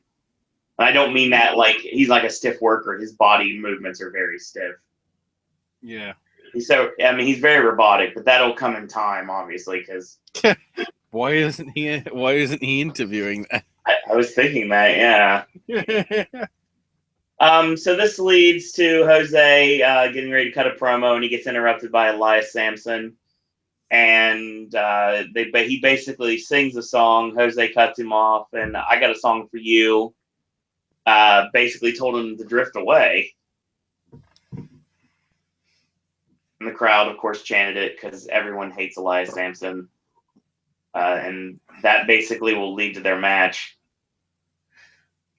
Surely the song that you should have sung to him was, "Move, bitch! Get out the way! Get out the way, bitch! Get out the way!" I think if Elias Sampson started singing that, I think, honestly, they would have popped for it. I know what gets over in Full Sail. I've been in that crowd numerous times. When it comes down to it, that would have got over. I don't know if it's officially announced for TakeOver off the top of my head, but they're leading to Noe Jose and Elias Sampson. Would you know if it's announced or not? They haven't announced the order of matches, but I would think that could open the show. It's not officially announced yet, but it will. It's a toss-up between that match and Dillinger versus Young. And we'll get to that because that sets up the next segment, actually. I am thinking they could have it as the opening match. It's not booked for the show yet, but that doesn't mean anything. Yes, it is, isn't it? No, not right now. Trying to remember what matches are. Right now, go through the rest of the card. We'll get to it. The TakeOver card is Roderick Strong versus Cien Almas, Eric Young and Ty Dillinger, Asuka, Peyton Royce, Billie Kay, and Nikki Cross. DIY defend the tag belts against Authors of Pain, and Nakamura versus Rude for the NXT title. There's only 5 matches booked for this show. There could be 6, but they did 5 last time, so.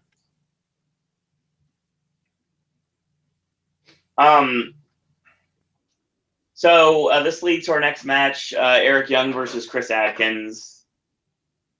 EY just beats up Adkins and hits him with the Ocean Cyclone neckbreaker and wins it. Pretty much after the match was over, Eric Young says Ty Dillinger made the wrong choice. And then all of a sudden, Killian Dane attacks. And he's called this now, so he's officially going under Killian Dane. And he hits the senton on Atkins.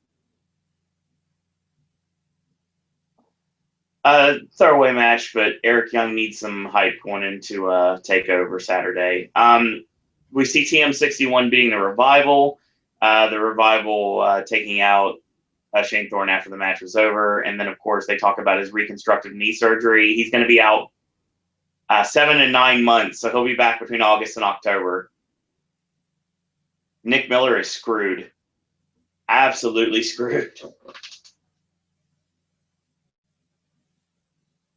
Hype video for Nakamura and Rude. And this leads to the 4 women involved in the Fatal 4-Way at TakeOver. William Regal is hosting this. The 2 Aussies trying to sound like Brits for some reason. Yeah.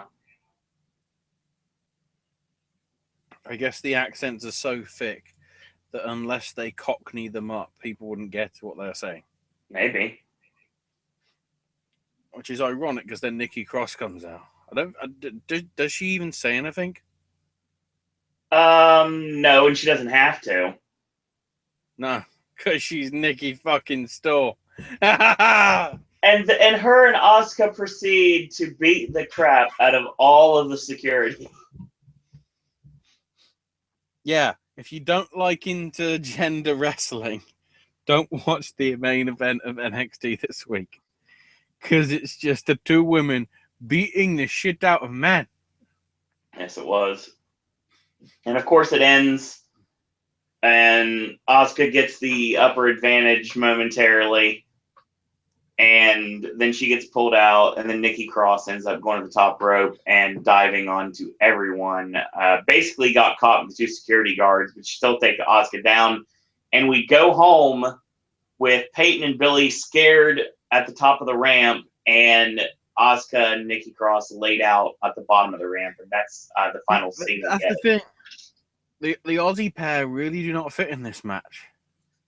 Because, in essence, what most people are going to care about this match is the rematch between Kana and Nikki Storm. Well, I'm pretty sure they've gone head-to-head in Stardom when Nikki's been on tour in Japan. Right, but years back. But Ashley, here's the issue. This also makes it very much a possibility that either Nikki or Asuka can get taken out, and Peyton or Billy could steal the title, and they could do it that way. All I know is Ember Moon's facing whoever it is at Mania. That's probably what will happen. And it would make more sense for it to be. That's the problem. With everybody that they're signing in, it's literally a case of the next time they do a takeover, they have to drop the belt to the other person, and then the other person has to go up to the main roster. We're literally getting to that situation now. Yeah, that's the Especially problem. if we're bringing in Nixon and Kimber and Heidi and Evie and God knows who else in the next month. Hell, Heidi and Kimber are already training there. Exactly. Nixon's going to be heading over probably WrestleMania weekend. I wouldn't be surprised if her last commitments was that WCPW show in Orlando. Yeah, I'd say so. Because then she can go, if you want to see me in your local, don't worry, I'm just going to be down the road.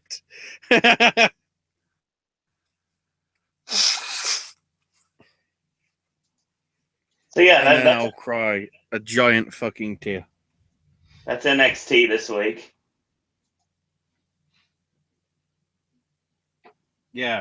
There is some no Cassius angle. It's not. It didn't happen yet. It's not the taping yet for it. No, I've now got a feeling that what you saw with Joe and all that was a dark match. From what I heard, people were still filming it, so we'll see where it comes.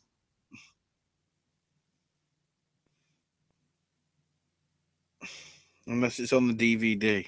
Maybe. NXT is returning back to Full Sail and on February 1st. It's completely sold out, so if you want tickets, your best bet, Full Sail University has a Twitter feed, and I'll give you guys the little scoop here. The week of the event, they give out tickets. You can get gen admission seats to NXT. So if you really want to go see an NXT takeover in Full Sail, if there is one, or an NXT TV taping, then my advice to you is go to @FullSail on Twitter and try to get tickets that way. If you look at the lineup of what's to come, the only time that there is a fit for another takeover at Full Sail is June. Correct. June, I think, is going to be the Full Sail takeover. And I will be there, without a doubt. Sandwich between Mania and SummerSlam. Wouldn't shock me. Because I mean, that's what that'd be 5 a year then. Yeah. The big 4 and the Full Sail one, which I think is probably fair for NXT. So speaking of NXT, Triple H went to Twitter, and that's the only NXT news I have this week. He basically stated that NXT is going to be doing a special TV taping on February 22nd at University of Central Florida. Okay. No more information as of yet. Tickets will be going on sale tomorrow.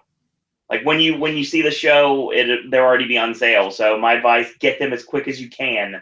NXT tickets.ticketforce.com. And they're also going to be going to Miami on the 24th of February for a special show as well. So NXT's back in Florida for television. So I thought that was cool. That's my takeover news. That's my NXT news. So yeah, NXT takeover this Saturday night, exclusively on the WWE Network, live from San Antonio, Texas, the Freeman Coliseum. It will be Shinsuke Nakamura defending the NXT Championship against the It Factor of professional wrestling. I'm not saying of sports entertainment because that's lame. The glorious one himself, Bobby Roode, as well as DIY, Johnny Gargano, and Tommaso Ciampa defending the NXT tag belts against not Pretty Boy Killers, Authors of Pain, Razor and Occam, with Paul Ellering. Asuka defends the women's title against Nikki Cross, Billie Kay, and Peyton Royce. Eric Young, with the rest of Sanity, takes on Ty Dillinger. And Roderick Strong against Andrade Cien Almas. I have a feeling they will probably add that match that I mentioned with the Drifter Elias Sampson and Noe Jose to the main card.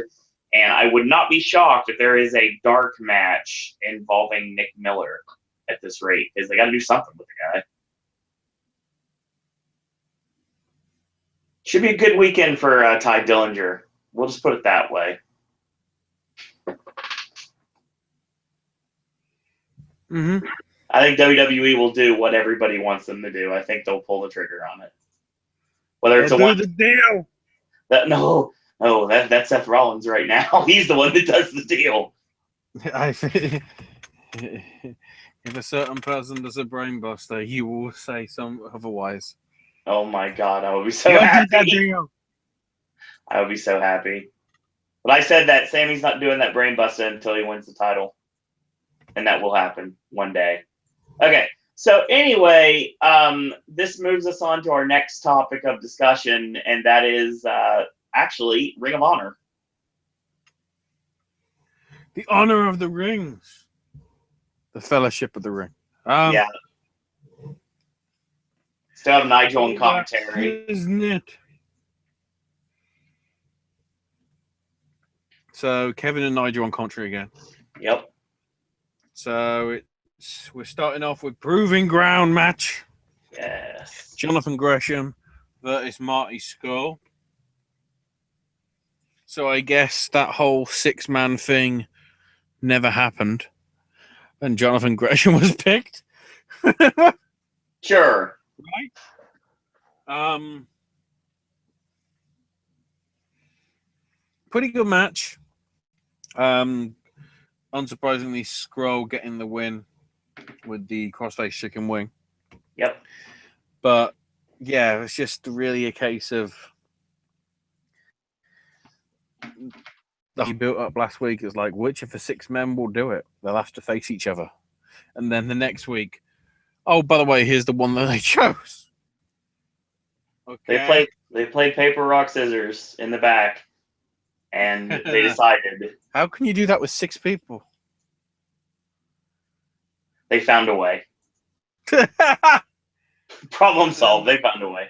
They replayed the fact that Kyle O'Reilly's never going to be seen on Ring of Honor television. Right. Because they put the Wrestle Kingdom footage on. Honestly, Ashley, I would be surprised if we see Kyle O'Reilly in the crowd at TakeOver. That'd be the interesting one. Yep.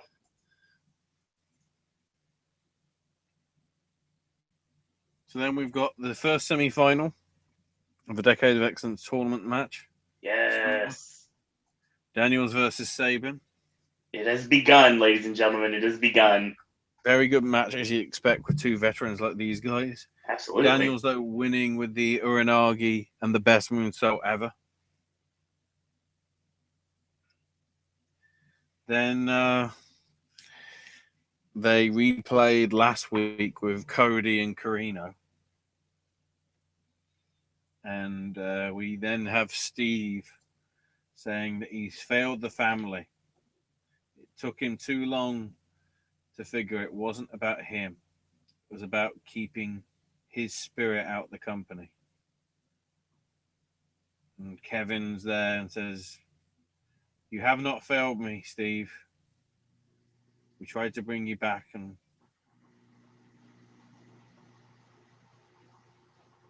finally he understands. Kevin is welcome back in the family."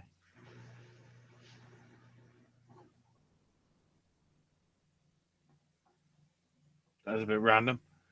Then we got Dragon Lee versus Kushida versus Will Ospreay.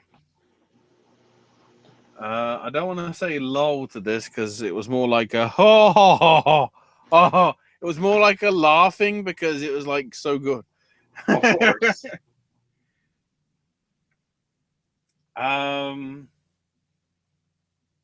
So the finish sort of went with Ospreay going for a springboard cutter. Kushida countered it into a hoverboard lock. Ospreay then rolled him up, managed to get out of it for a near fall. Ospreay hit a kick, I think, to Dragon Lee. Kushida hit a Pele kick. And then a tornado DDT followed by a package fisherman's buster suplex. And Kushida gets the win. And then they play the footage of Cole winning the title at Wrestle Kingdom 11 right at the end. I wonder how they pigeonhole that shit in.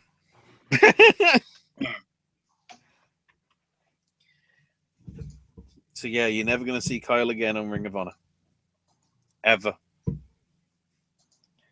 Still being said, really solid show. In fact, 3 very good matches. Get it on the Fight app.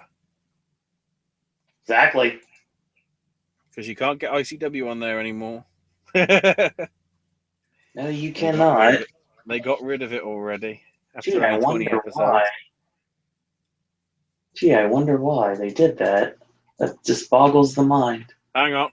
Let me get Dave's news. Hold on, I got Ring of Honor news real quick. Good. So ROH is running the top prospect tournament. As of right now, we've got 4 names that are entered.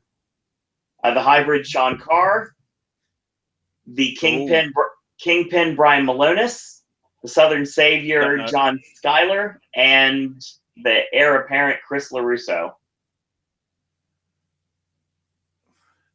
I find it weird that Schuyler's being considered a top prospect. He's been around, like Sean Carr to some extent. They've been around for quite a few years. Has Jason Kincaid already done Top Prospect tournament like last year? Probably in the last few years, yeah.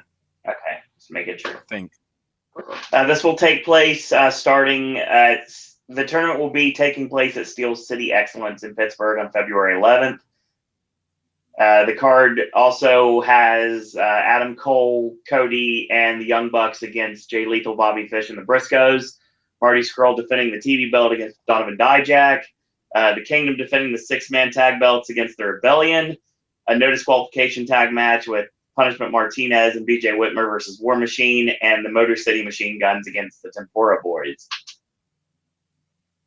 Plus Coast to Coast, Will Ferrara and Cheeseburger, Beer City Bruiser and Silas Young, Leo Rush, Dalton Castle with the Boys, and Frankie Kazarian and Christopher Daniels. Plus the Women of Honor are going to be in action as well.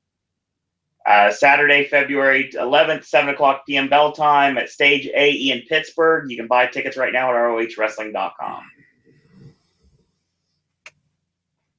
And I have one more piece of ROH news before we end the ROH portion of the show. We move on to Japan. They've officially announced that the next Ring of Honor pay-per-view will be, well, actually not the next Ring of Honor pay-per-view, but Best in the World pay-per-view tickets are going to be going on sale this week for ringside members. They went on sale this morning at 10 a.m. General public, they go on sale this Friday at 10 a.m. It's going to be at the Lowell Memorial Auditorium in Lowell, Massachusetts. Friday, June 23rd and June 24th will be the TV taping afterwards. So we'll get more information in the next couple of weeks about Best in the World. Of course, we have Ring of Honor shows this weekend, Ashley, for the Royal Rumble. Wait, do we? Well, not this weekend, but next weekend. Still in Texas, though. I was going to say, it's like, shit. So, Undisputed Legacy in San Antonio on February 3rd at the Austin Highway Event Center in San Antonio. Adam Cole and the Young Bucks with Hangman Page taking on the Motor City Machine Guns, White, Rush, Shelley, and Sabin. Cody versus Donovan Dijak. Dalton Castle versus Jay Lethal versus Bobby Fish in a top contenders triple threat. The Briscoes against the Pretty Boy Killers and the Addiction against the Tempura Boys. Plus the Kingdom defending the six-man tag belts against War Machine and Jax Dane. Tickets available as well, ROHWrestling.com. 7:30 bell time, and that is Friday, February 3rd. That will lead us to Honor Reigns Supreme on the 4th of February in Dallas at Gillies. 7 p.m. bell time. We have 2 out of 3 falls. The first being by pinfall. Second is a lucha tag. The third is no DQ, the Young Bucks against the Briscoes.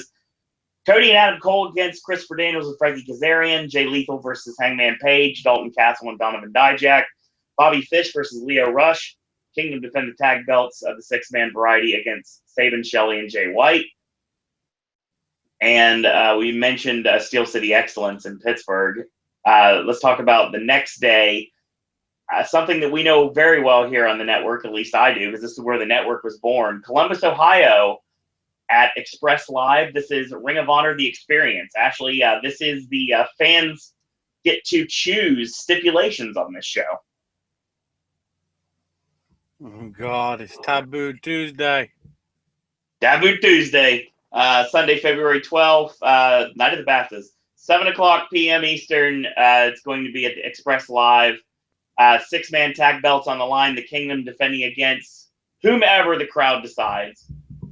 The Young Bucks defend the Ring of Honor tag belts against War Machine, Adam Cole and Hangman Page versus Jay Lethal and Bobby Fish. You get to choose if it's false count anywhere, no DQ, or a tables match. The Proving Ground with Marty Scurll against Leo Rush. It's going to be either 2 out of 3 falls, a submission match, or a European rounds contest. Cody versus Dalton Castle and Jay White and the Machine Guns against the Rebellion. And the Briscoes versus the Tempura Boys. Next time ROH is going to be Marty Scurll versus Leo Rush. Correct. It's either a 2 out of 3 falls match, Yes. a British rules match which favours Marty, Right. or a submission match that favours Marty, Yeah. or a 2 out of 3 falls match that probably favours Marty as well. Yeah, pretty much. Sorry, Leo. That'll lead us to the Hammerstein Ballroom in Manhattan for Manhattan Mayhem on March 4th. Tickets will be are available at ROHWrestling.com. Bell time 7:30 p.m. More information coming in the next few weeks, and I'll get to that on another show. So yeah, that's ROH for this week. We don't even need to start with Japan, to be quite honest. Well, that's the next segment on the show. We need to start on the other side of the wall. At least if that's what happens if it gets put up. Well, there's not much to talk about with New Japan right now, but there's a few things. Well, the Fantastica Mania show was solid. Yeah, I wanted you to discuss that a little bit. Well, the thing is, it's basically just Lucha Libre style wrestling in Japan. Right. There's nothing entirely extravagant about it. It was solid all the way through, which is what you'd expect considering who was out there and everything. The Black Cat Memorial match was won by Los Ingobernables de Japón over Atlantis, Tanahashi, Kushida, Taguchi, and Finlay. Then we had Takahashi beat Titan with the time bomb. Well, at least of note, anyway. Dragon Lee came out and took out Hiromu after the match, so we're building towards February. And then Dragon Lee retained the World Lightweight, the CMLL World Lightweight title over Barbario Cavernario. Night 2, nothing entirely major happened. The main event saw Maximo Sexy retain the CMLL World title against Hechicero with a Avalanche Frankensteiner. And then the main night, so Bushi and Takahashi beat Dragon Lee and Titan. The key note being afterwards, Hiromu, Kamitachi, whatever you want to call him, stripped Dragon Lee of his mask for being super heel. And then with the main stuff, the main two anyway, Mystico beat Euphoria with the La Mystico, which was pretty good. And then Volador Jr. and Ultimo Guerrero with the Spanish Fly. But apparently one bit of note, because I didn't catch this bit, was Volador managed to Ultimo Guerrero managed to grab a barrier from somewhere just so he could use it to do the spot where he jumps over the barrier. Yeah, I heard about this. Which he traditionally does in CMLL. They are making their return, I think, this weekend for the big Friday show that they always have. It is the first time they'll be back after a few weeks away, so it's probably the first big show for CMLL at full strength, although arguably they're not at full strength, which is ironic because at the minute nobody's full strength in Mexico. That's sort of a segue. So we'll start off with, in terms of the series of unfortunate events, if you want to call it that. We'll start off with AAA's Guerrilla de Titanes. So, Started with Dave the Clown, Lady Shani, Mamba, and Mini Psycho Clown beating Bengala, Big Mami, Dynastia, and Pimpinella Escalata. Shani got the pin on Pimpinella. Then Taya came to the ring afterwards, and Shani challenged her for a title match. Then Taya, Mundo, and Macias beat up all the bad guys. All the Rudos. So the heels were beating up the heel. What? And also, apparently, Bengala did some sort of moonsault as well. Weirdly. Then Averno and Chessman beat Fabi and Mario Apache with the referee helping them win, but said there would be a price to pay for the help. At least I think it is Zenitez. So that's the ref or some sort of stable or whatever.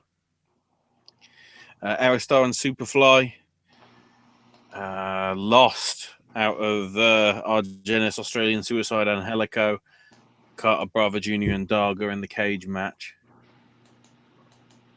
So yeah, Darga entered himself into the cage match, maybe to possibly beat Australian Suicide again. Who knows? But Carter Bravo was out first, followed by Argenis and Helico, Darga, and then Australian Suicide. So Aerostar and Superfly were the last two. Busted up pretty badly, so they're going to be in, I guess, a hair versus mask match. Because Aerostar's the mask, and Superfly, obviously, I think has just got hair. I think he's unmasked. I'm not sure.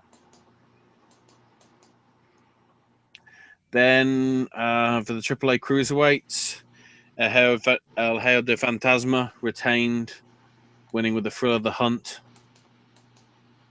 Then Dr. Wagner Jr., El Macias, and Pagano beat Laparca, Psycho Clown, and Takano Jr., with Monster and Murder Clown helping Dr. Wagner win. And also, interestingly, El Macias and Paganos didn't seem to be on the right, on the same page. So, yeah, that should have been the main event. What was the main event instead was Mundo and Pentagon Jr.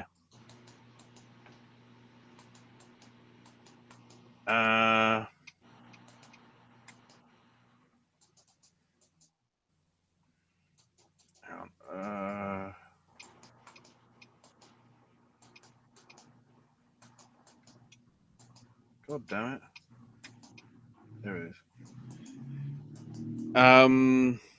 Said to be a pretty good match. Taya did get involved and apparently hit Pentagon with a light tube to win. So whatever. And then afterwards,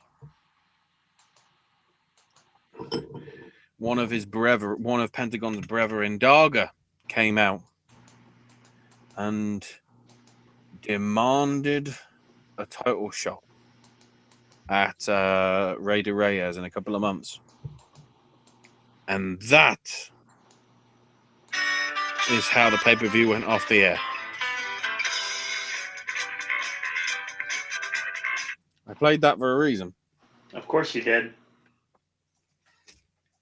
Because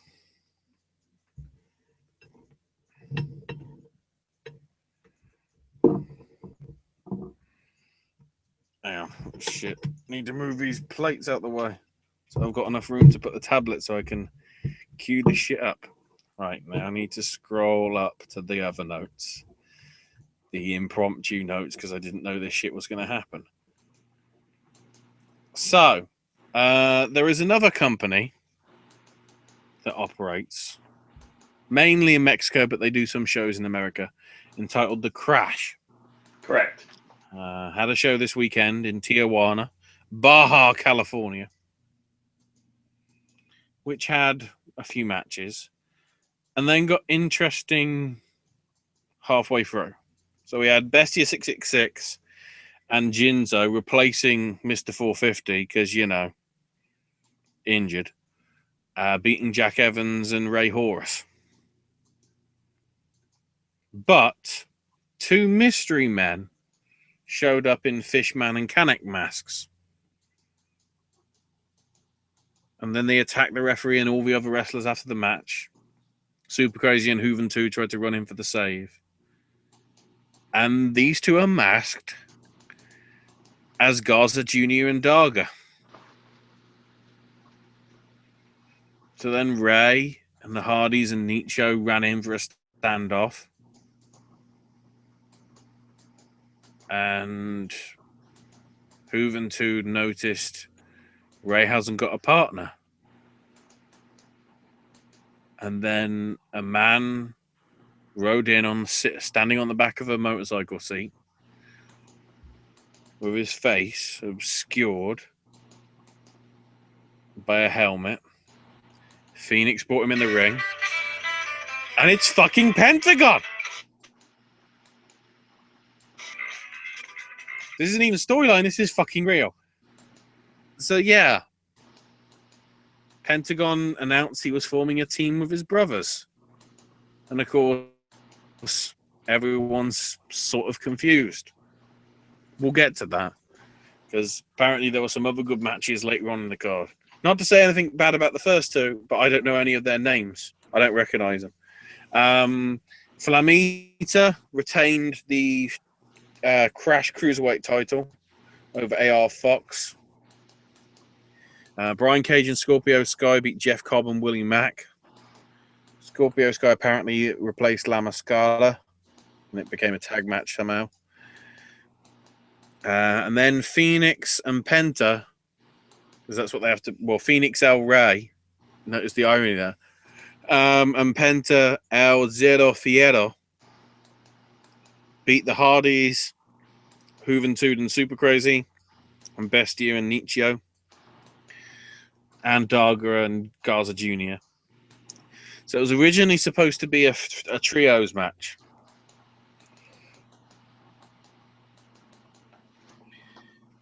But it was announced to be for the now vacant Crash titles because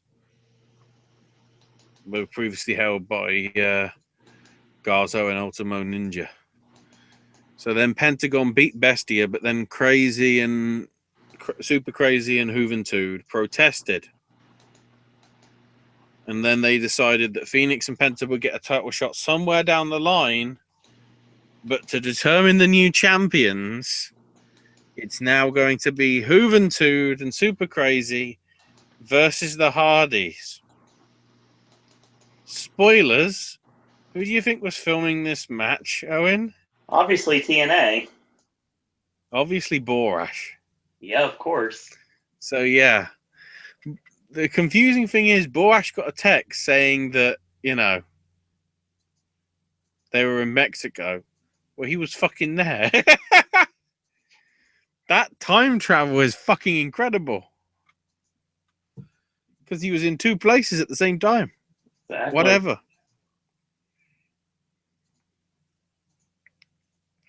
So, this is where I need to play the full bit.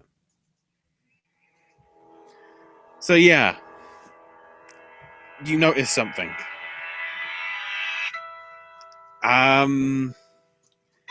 The interesting thing is Conan proudly tweeted that it's 1996 all over again.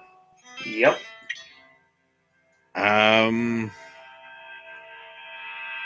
So yeah, remember they did all these angles that these guys were going to be in pretty impressive positions in AAA.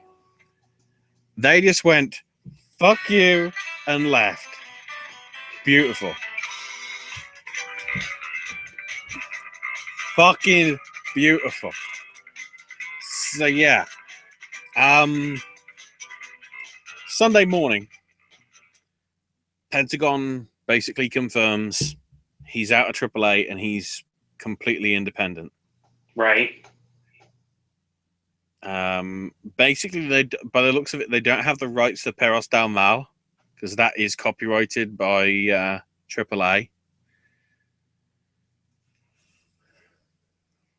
The big problem as well is the only person now in that stable is Joe Líder. Everybody else is gone.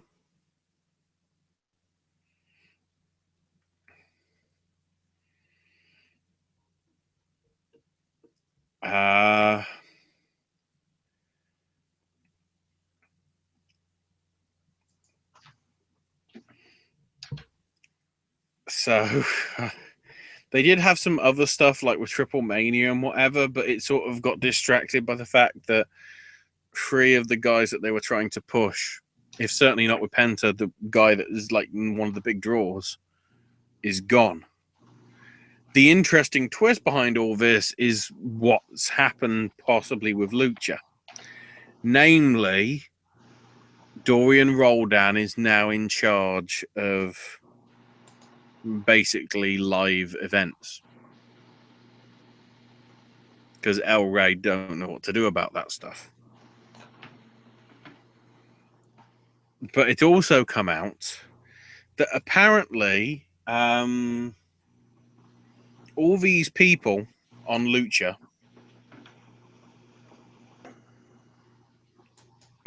possibly at least half of the pay, mysteriously turned out to be administrative fees for AAA. So the contracts that they signed saying that they were guaranteed that money, they were not all getting. On top of which, people that weren't even wrestlers, like, what's her name? I should know this because you don't watch it, Owen. But the woman with 423 Get Fame. Brenda, that's it. Brenda gets paid the same amount of money as Pentagon does, even though he bleeds. You know, Brenda was supposed to be with Marty originally. Marty the Moth? Before he was the Moth. Oh. Either way, yeah, somebody that isn't a wrestler is getting the same money as the wrestlers. Whether she's getting an administrative cut or not, I don't know. But yeah, we don't know when the next tapings is for the next season. We don't know when the next half of the season 3 is airing. Nope. Phoenix, Sexy Star, Pentagon, to a lesser extent Garza, and possibly even Ricochet and all that.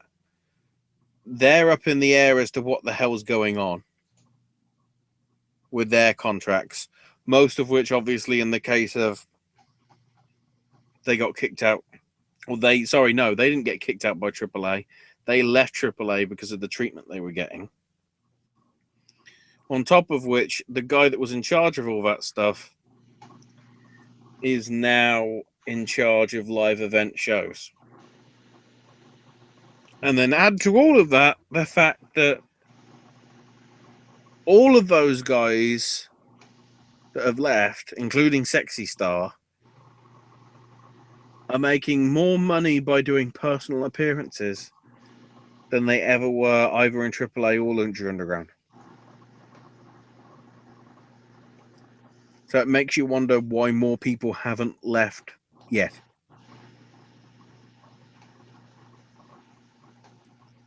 So the question is, to quote Goldberg, who will be next? Because it's an interesting situation. Very interesting. To jump back to the Japanese wrestling, now that I've covered that major shit out of the way, there is a sort of a show this weekend. I say sort of because even though it's a Kurikan Hall show, it basically is made up of multi-man tag matches throughout the entire show. The only match that isn't is Yuji Nagata versus Tomoaki Oka, which is basically ring veteran for many years versus young boy. Match 2 is a 6-man. Match 3 is a 6-man. Tag match for match 4. There's an 8-man for match 5. There's a 10-man for match 6, and then there's a trios match for match 7. Basically, it's a Hurricane Hall match to build up hype for the next couple of weeks. Because in a week or so from now, we're going to have a New Beginning in Sapporo, and then 2 weeks, New Beginning in Osaka, I think it is. Yes. But there ain't much else anyway. In terms of other results, might as well go through them now, separate them up from what's coming this weekend. Rev Pro had their high stakes show with Josh Bodom beating Ryan Smile to become interim Rev Pro Cruiserweight champ. Charlie Sterling and Joe Edmond retained the tag belts over Rowan Hansen of the War Machine. Yoshihashi beat Pete Dunne. Zack Sabre Jr. beat Marty Scurll with a roll-up escaping the chicken wing. Apparently that match went 40 minutes. And comes highly recommended from a lot of Tay internets. Trent Seven beat Trevor Lee with a 7-star lariat followed by a pole driver. Jay White beat Martin Stone with a submission. And Katsuyori Shibata beat Matt Riddle to retain the British heavyweight title, which means Shibata will be defending that title against Ospreay on is it the Osaka show, I think? I believe so. In a couple of weeks. Rev Pro will bring in the Young Bucks and Takahashi on April 13th. Along with Goto, I think. Yep. There's a lot of big names on that show. We'll get to that in a couple months. I know tickets went on sale this week. That's what I remember. Or at least early access tickets for those that have signed up to the mailing list. Which probably means that the tickets have all sold out, to be quite honest. Most likely. CWF Mid-Atlantic's Tell All Your Friends happened last week with an interesting implication, which will be on TNA soon. We'll get to that. Dirty Daddy beat Mance Warner. Otto Schanz with Ethan Sharp and White Mike Jordan beat Joey Rogers. Donnie Dollars beat Percy Davis. Osiris and Smith Garrett never got started as Garrett attacked Osiris for the bell. Nick Richards beat Trip Cassidy by countout. And afterwards, Richards, vowed to challenge Trevor Lee once he feels he's ready. Eric Andrews fought Snooty Fox, the challenger, to a 10-minute time limit draw for the worldwide TV title. Andrews afterwards expressed being fed up with his recent slate of title defenses and with the matchmaker, and insisted to make his own matches, and the matchmaker Brad Stutz relented, saying he was tired of the complaining and was washing his hands of him. And from now on, he won't be picking Andrews' title challenges, the fans will. It's an interesting twist. Chet Sterling beat Kane Justice. And then Tag Team Apocalypto happened with Eric Royal and Roy Wilkins getting the win. Which is interesting because it looked as if Mecca Mercenary and Aaron Biggs won, eliminating Zayn and Dave Dawson. Then Coach Gemini came out and said that he promised to have a team to challenge for the title, for the Omega title, that is. And Royal came out. And then the Dawsons joined in for a 4-on-2 attack. And also apparently Mecca got pinned after a taser shot, which is interesting. When questioned after the pinfall if Coach Gemini had signed Eric Royal to the All-Stars stable, Apparently, he is a free agent, Royal, but Coach had signed on to be his consultant on a match-by-match basis. That goes into this weekend, which I might as well quickly mention here, because their next show is this weekend. Let me get the notes. It's the Omega Bowl, as they're calling it. Same venue, the Mid-Atlantic Sportatorium in Gibsonville, North Carolina. Don't know what the other matches are offhand. The only one we do know is the main event, which is to crown the first ever, to crown the new Omega Tag Champs. I don't know if it's the first ever. Probably not. So it'll be C.W. Anderson and John Schuyler representing the Omega promotion versus Eric Royal and Roy Wilkins representing CWF Mid-Atlantic versus the Hardys representing Impact. I wonder who's going to win that, considering storylines and the fact that, the Hardys run the Omega promotion. I'm not trying to be skeptical here, Owen, honest. I don't have any results for On Point Wrestling, but I've heard it was a pretty good and violent show, which you'd expect because it's a Matrimont run promotion. Destiny Wrestling from Mississauga, Ontario. Their second year anniversary show was last Sunday. Carew beat Shelton Jawn. I don't know if you pronounce that. Rene Dupree beat Randy Rain. Travis Gordon beat Brent Banks. Alexia Nicole got the win over Stacey Thibault. John Atlas and RJ City beat Mike DeRosti and Stone Rockwell. Then the cash-in four-way ladder match, Tyson Dukes got the win, beating Phil Atlas and Tarek and Dustin Quicksilver. Ryback got the victory over Moose. And the main event saw Psycho Mike successfully retain the Destiny Wrestling title, beating Congo Kong with RJ City as the special ref. Sticking in Canada, C4's Fire Walk with Me. Heavy Metal Chaos, James Storm and Alex Stream beat Fight or Flight and Brent Banks in a 6-man tag. Vanessa Craven won by countout over Michael Von Payton. Basically, MVP, that's Michael Von Payton, by the way, not MVP, walked out the match before Vanessa could really do anything. And Craven was pissed because it's like, I was paid to wrestle. I didn't get a chance to wrestle. Stu Grayson and Thomas Dubois retained the C4 tag belts over High and Mighty. David Starr just managed to beat Tyson Dukes. Evil Uno made Viking submit to a crab while Viking was stretched across a barbed wire baseball bat. So that is Evil Uno's first ever title in C4. Ethan Page beat Kevin Blanchard.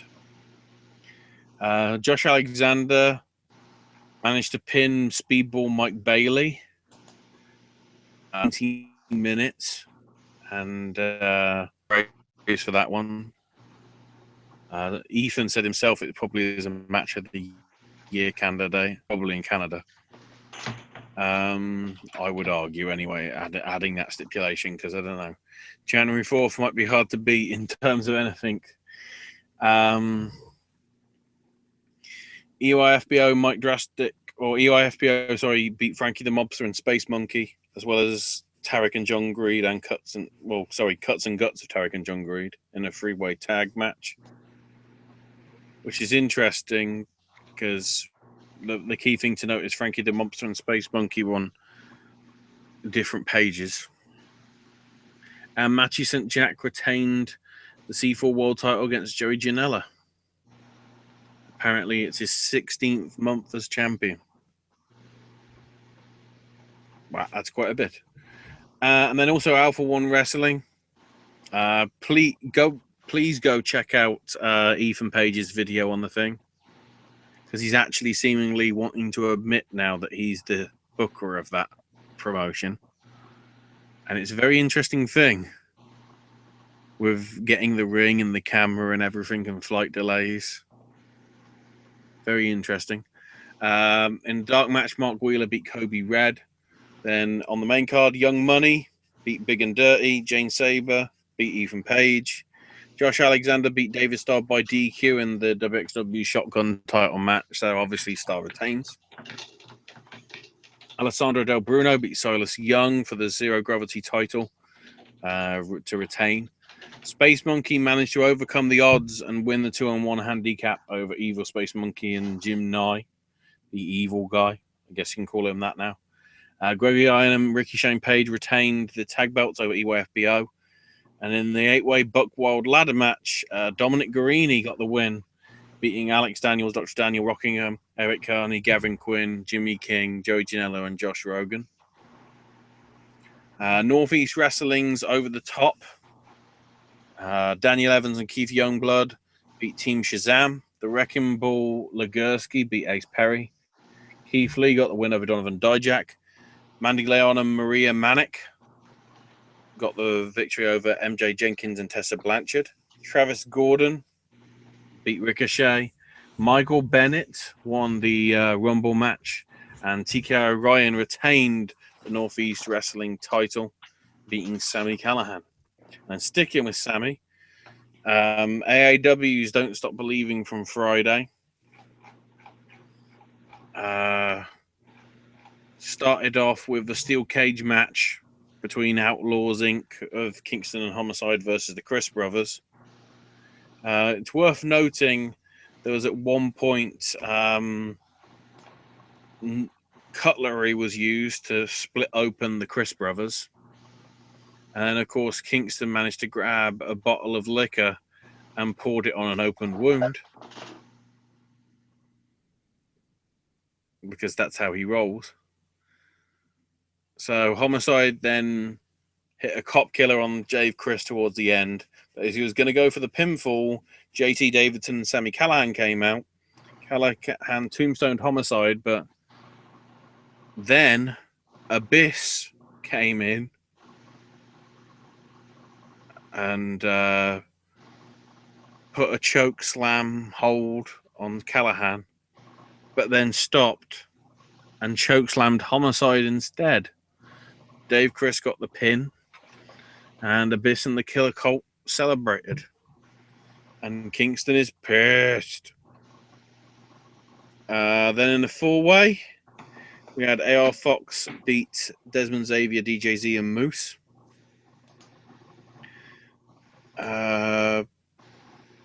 Andrew Everett and Jack Evans retained the tag belts over Besties in the World, Davey Vega and Matt Fitchett.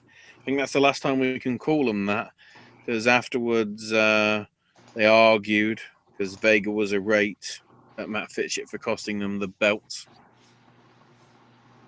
Then Sami Callihan was ready for his open challenge. Apparently even got a response from Stone Cold Steve Austin or something. Candice LeRae answered the challenge. And basically Sami said, well, no, because in order for you to get a title match, you got to beat me.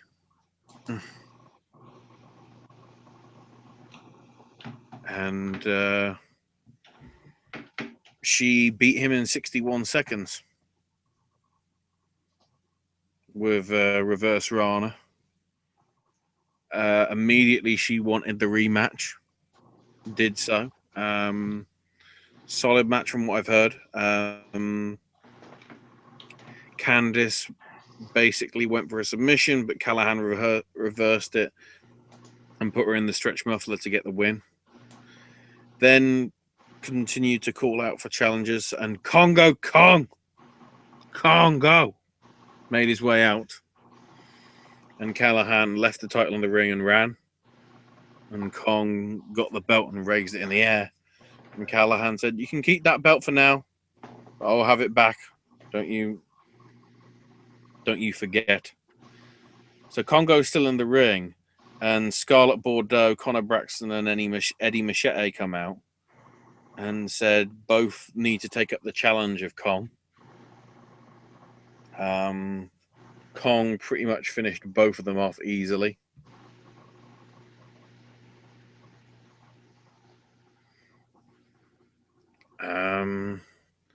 The great thing is Scarlett got involved. Namely, Kong licked her over the side of her face and hit her with a Rikishi driver. There you go. Matt Sydal beat Davey Richards with a shooting star press. Then Davey introduced Angelina Love, who lost to Mercedes Martinez with a code breaker, followed by a Fisherman's Brainbuster. Then we had the farewell to Silas Young. Unsurprisingly, his opponent, Drew Galloway, beat him after a spike pile driver and a couple of Future Shock DDTs. Afterwards, he thanked the fans for the support, said how impressed he was with Galloway, and said that he's the new measuring stick. And also when he made his way out, he high-fived the fans, which, knowing Silas and his character, at least in AEW, is against character, so it clearly means a lot to them. Then we had Abyss beat Colt Cabana. Cabana did manage to get a pinfall, or somewhat of a successful pinfall, with a moonsault, but JT Davidson managed to pull the referee out from the ring. Abyss won with the Black Hole Slam. And then Brian Cage and Michael Elgin versus Phoenix and ACH. The little guys won in somewhat of an upset. ACH hit an RKO out of nowhere on Cage. And Phoenix followed it up with a Canadian Destroyer. And that's the results. Now, shall I run into some news? Michael Elgin is working. The Monsieur Dave stuff before it. Get the Monsieur Dave stuff out the way in case the new stuff comes in. Michael Elgin is working the New Japan Cup. I can confirm that. They haven't announced full names for that yet, though, have they? I think. No, but we can. It can be confirmed that Michael Elgin is working the cup. Yeah, that's the only name we know. Apparently, if he can make it back to the United States in time, there will be a match that's going to happen on WrestleMania weekend that is going to be an Indie Dream match, and they're not saying who it's against. Interesting. So, apparently WWE is paying an annual fee for ICW. That's insane championship wrestling, by the way. The word going around is it's roughly apparently $50,000 a year for 3 years, which is a tiny fraction, admittedly, of what Flow is playing for Evolve content, which is about half the annual fee WWE is paying for a far better promotion for a weekend of shows, apparently. There might be rumors that Progress are signed and also Over the Top Wrestling as well, which isn't that much of a surprise considering how you saw them on the UK Championship stuff, getting the publicity. Both Flow Slam and WWE have approached Rev Pro, but Rev Pro are a little bit. They basically turned down Flow Slam because they didn't think the offer was financially worthwhile, and WWE was more of a feeling out process for them. On top of that, if they did sign to either one or the two, the likelihood of getting these New Japan guys and getting some pretty awesome matches that nobody else in the world can bring would be slim to none. 60,000 subscribers are apparently signed up to New Japan World, a quarter of which are outside of Japan. What's notable, though, is there's tons more outside Japan subscribers than ever bought iPay-per-views. So that's interesting. It's confirmed that the July 1st and 2nd New Japan shows, as part of the G1 preview, will be at the Long Beach Convention Center in California. It looks as if the World of Sport thing, even though it's not officially green lit, it's under strong consideration to be having a set of tapings soon,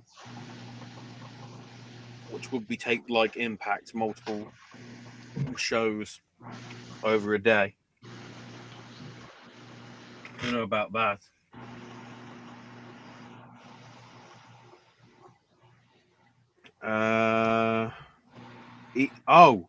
You know how I was saying, where did Evil East get injured? Right. Turns out she wasn't injured. Turns out she's pregnant. Yep, I heard that. So her last match was that random shit in WCPW. That's a shame. Yeah, it's sad.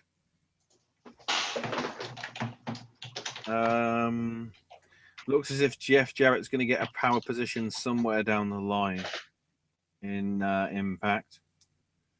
Apparently, John Gaborick was the guy that brought in Josh Barnett to Impact.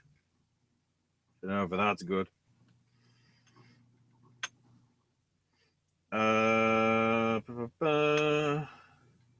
Interestingly, unlike in past years when the final TV shot before Mania is Raw and then everyone flies out to Mania, this year the final go home show will be the Smackdown show in Richmond, Virginia. So by the sounds of that, you will be possibly seeing Raw people on Smackdown that week, just to fill out the card. Carino started up as a coach last week. Hideo Itami's finally cleared to wrestle. The UK tournament obviously led the way in terms of viewership on the network last weekend. Followed by Ride Along with Slater and Rhino and Brian and Ellsworth. Also, some of the most viewed ones were Royal Rumble, Survivor Series, WrestleMania, and Roadblock from 2016. Also, Destruction of the Shield for some reason. The only note of what a bad showing it says a lot that 205 Live finished behind WrestleMania and Survivor Series and the Royal Rumble from 12 months ago. And the fact that NXT and Ride Along. And on top of that, Talking Smack, despite the fact that everybody talks about it, only got number 19. Barely broke the top 20.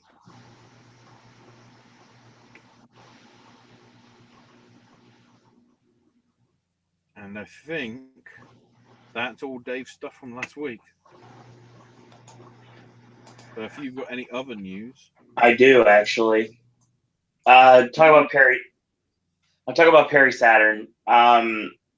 Yes. So he's having a very serious traumatic brain injury. It's causing constant headaches, light sensitivity, brain fog, inability to drive or work, and dementia. He can get good medical care, but he doesn't have the finances to do so. He's not allowed to work, and his wife is a full-time caregiver, basically. They live within driving distance of the care that he needs, but they need the money to pay the living expenses, the medical bills, and their arranged transportation so he can make it through the winter. He has to get a bunch of MRIs that cost about $2,500. Each test is $1,000. Right now, they're trying to raise $100,000. They're at $35,854, and they've done that in 3 months. If I know it's a tough time of the year. We just started this year, and I know everybody's really strapped for cash. But if you're able to, if Perry Saturn has entertained you, everything from the Eliminators to the Radicals to Moppy to everything he's done through his entire career. You can help the Satullo family by going to GoFundMe.com/Perry Saturn.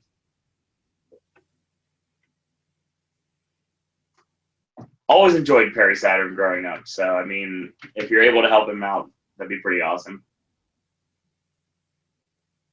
I guess some Evolve news. They're going to be going to the Midwest.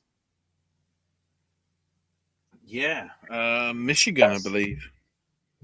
They're going to be teaming. WWN teams up with Freelance to bring Evolve to Chicago on May 20th in Summit, Illinois, right outside of Chicago. The great concept about that is Freelance are going to be running a show in the afternoon.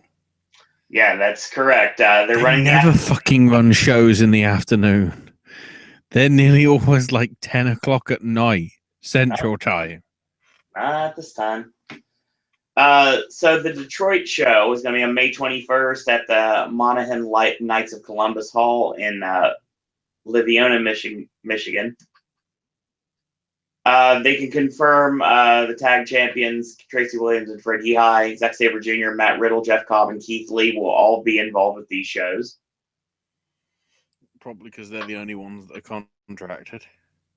As of the 25th, tickets are still available for Evolve 76 Friday night and Evolve 77 this Saturday in San Antonio at the Woodlawn Lake Park Gym. It's only a few miles from the Rumble. The Saturday event is an afternoon show. It's going to be over in time to make it a double header with NXT TakeOver. Bring your tickets at home, or you can share your barcode on your cell phone. There's Plus, 4 spots. You never know. You might be in the same line of traffic that Cassius Ono will be in, so he can make it in time for an appearance at TakeOver. He's definitely going to be a TakeOver for sure. I guarantee it. Whether they'll show him on camera, I don't know. Oh, I think they will. I think Ono and Kyle O'Reilly show up at TakeOver. I think I don't know whether they will, because I don't think they want the Alamo Dome chanting, "Chris Hero ain't nothing to fuck with." We'll see. But I think 2 KOs could show up at TakeOver on Saturday. I guess we'll see. So, of course, Evolve is going to be in Jop on February 24th, Queens on the 25th. More announcements are going to be coming very soon. House of Hardcore announced their main events for April 21st and 22nd. They're going to be taking place in Metuchen, New Jersey, and Philly. On April 21st, the New Jersey Street fight between Broken Matt Hardy and Tommy Dreamer. For the first time ever, Bully Ray versus Sami Callihan. MVP versus Brian Cage. And on the 22nd will be the Hardys versus Tommy Dreamer and Bully Ray, and Pentagon Jr. versus Sami Callihan. Now, if you go to House of Hardcore's website, you can currently buy tickets or a VIP package for both events right now. More information to be announced the next coming weeks here on the Wednesday Wrestling Popcast. So after the success of the Teenage Mutant Ninja Turtle figures that Playmates put out featuring the WWE superstars, Leonardo as John Cena, Raphael as Sting, Donatello as The Undertaker, and Michelangelo as Macho Man Randy Savage, they announced Series 2 is going to be coming out very soon, with Leonardo as Finn Balor, Raphael as The Rock, Donatello as The Ultimate Warrior, and Mikey as Rowdy Piper. What? They're going to continue. Yes. They've done a set of toys, and they're doing a second set of toys, and they still haven't done Roman. They're going to, don't worry. No, that's a good thing.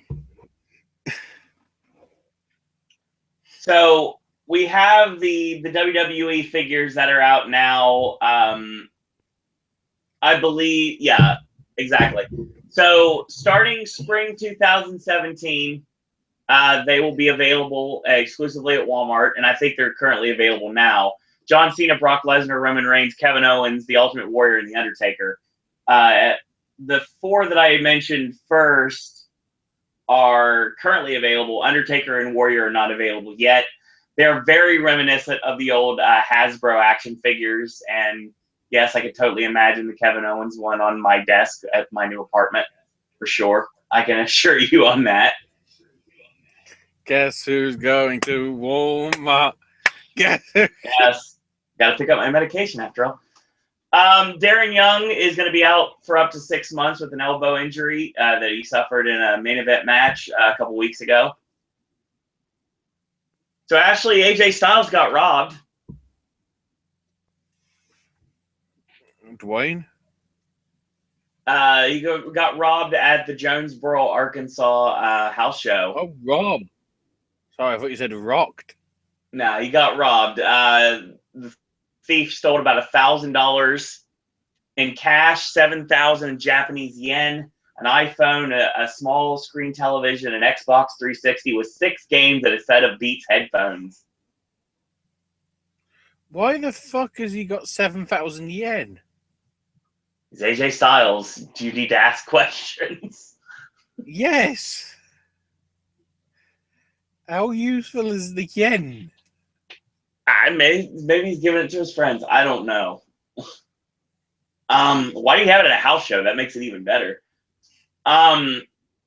They're currently designing brand new WWE US and Intercontinental Championships.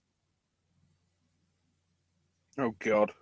The Intercontinental Championship is white and gold. It looks a lot more like the WWE Championship. The U.S. title is gaudy as all get out. It's a title that I think Toby Keith would be proud of, and it's very America. So big show. We'll get that title eventually. Yeah, they need to stop doing that. But I understand because they have to pay a royalty to the people that design their titles. That's the reason why they're phasing out the old belts and bringing in the new ones, which makes sense, I guess. John Cena is going to be hosting the Kids' Choice Awards on Nickelodeon this year. Oh, no. And the tie-in to award show news, Xavier Woods is going to be co-hosting along with a Twitch personality by OMG, it's Firefox, Sonia Reed, for the South by Southwest Gaming Awards, March 18th in Austin, Texas. Other web browsers are available.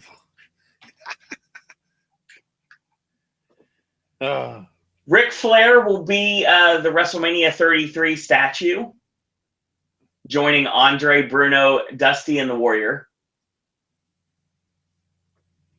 We've got information on Access.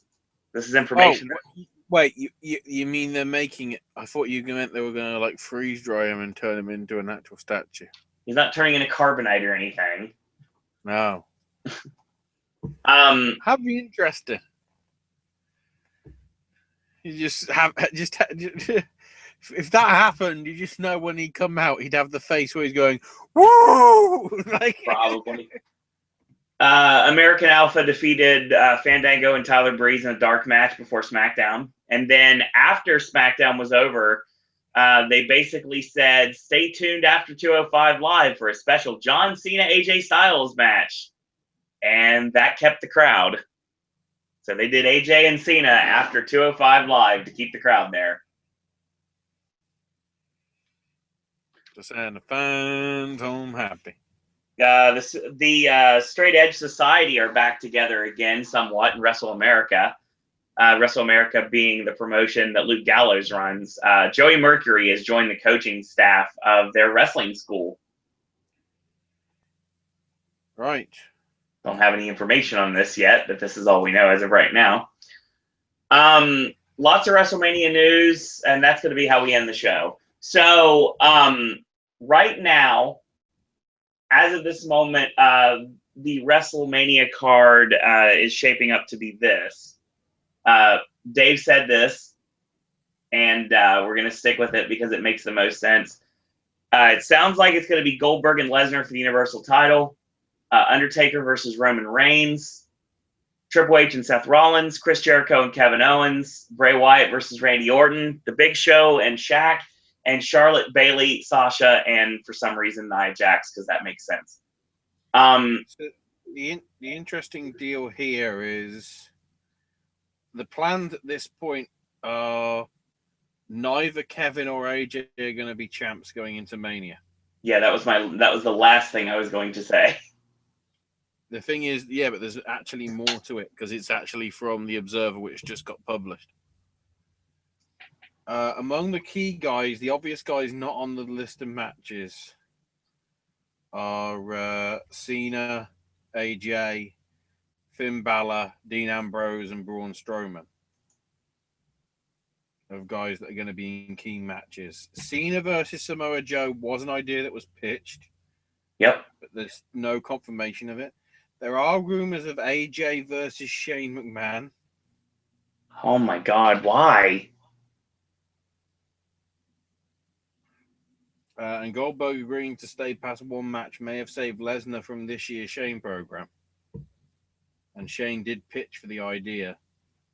And they did start in that direction until Goldberg was still available. So that obviously got ditched. Undertaker versus Roman's notable, though, because Vince made the call to go from Undertaker versus Cena to Undertaker versus Reigns. That was a stupid On move. paper, it's a lock that nobody's going to come close to the boos that Reigns will get on that show. Oh, exactly. Regardless of the outcome, this to Dave only makes sense if the plan is an all-out Roman heel turn. It has to be. And to use it as the springboard. Otherwise, the idea of Undertaker then beating him and endorsing him will not work because obviously Daniel Bryan and Rock both endorsed him and it didn't. And then Undertaker losing to him unless the match is dramatically perfect will only get him yet more heat.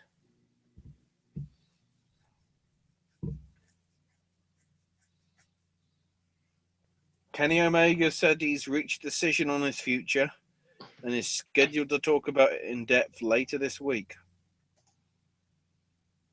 He said that he'd talk as much as he's able to when he makes the announcement. We still don't know what that is, though. I've got a feeling it's going to be staying New Japan, but you never know. He did go on record saying, and pretty much I quote without like completely like verbatim saying what he said, and Jeremy Mills brought this up. He said it on Twitter. Omega said, "I only want to really go to the WWE so I can work WrestleMania against AJ Styles."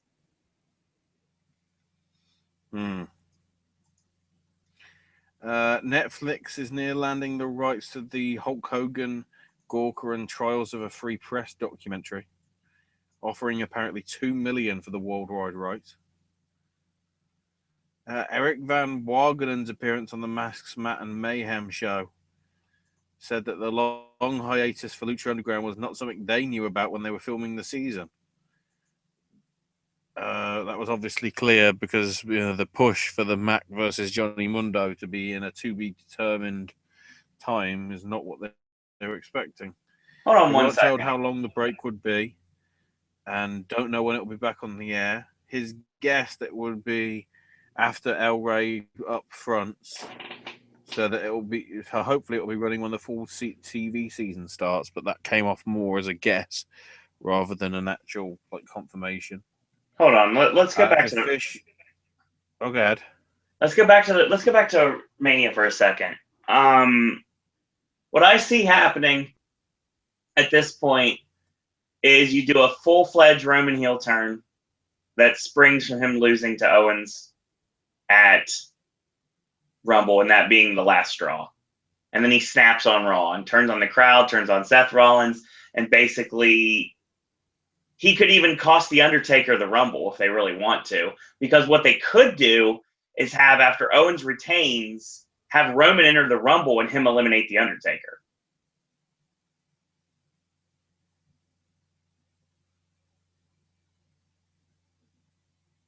And you could say that Roman was like Triple H's like all along, even when everything was going down.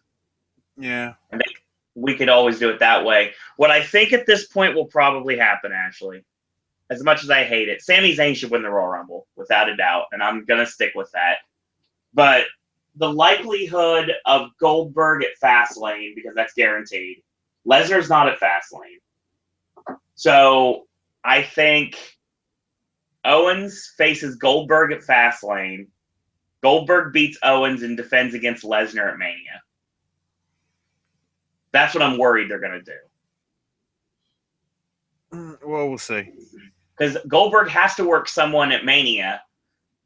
Obviously, he's working Lesnar. He's got to work someone at Fastlane, and it makes the most. If they want the title on Goldberg and Lesnar, that's all they have to do.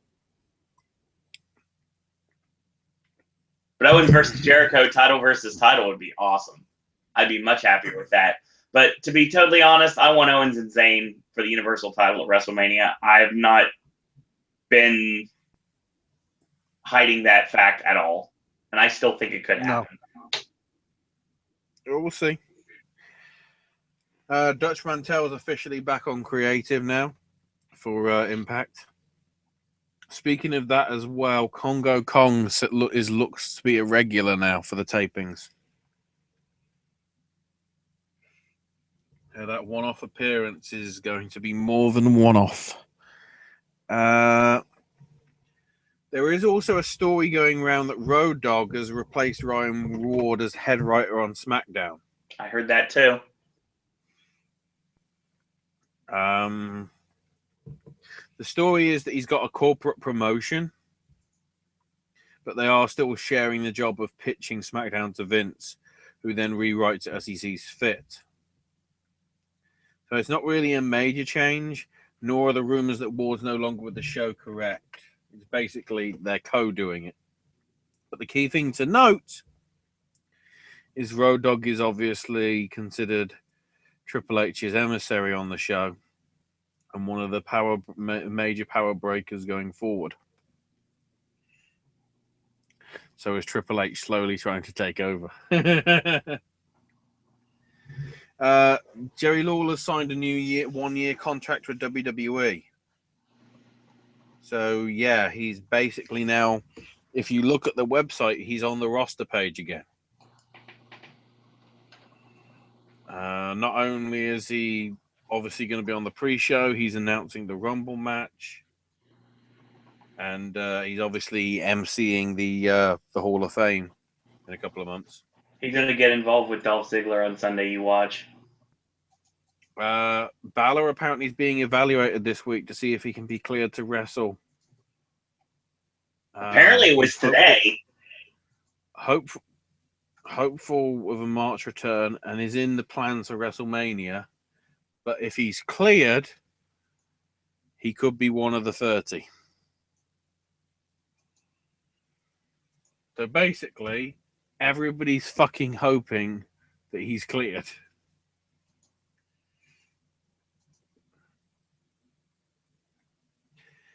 Interestingly, both Samoa Joe and Nakamura are doing autograph signings at Access with the major stars of the main brands, not just the NXT people. So whether that's a sign, who knows?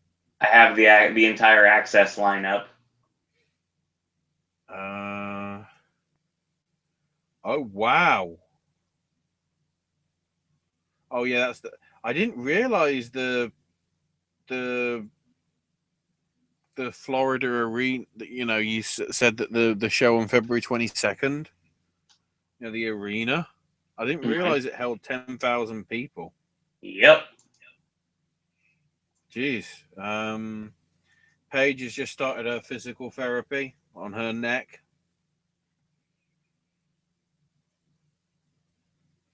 Apparently, there's now a doctrine to keep cruiserweight matches on Raw much shorter.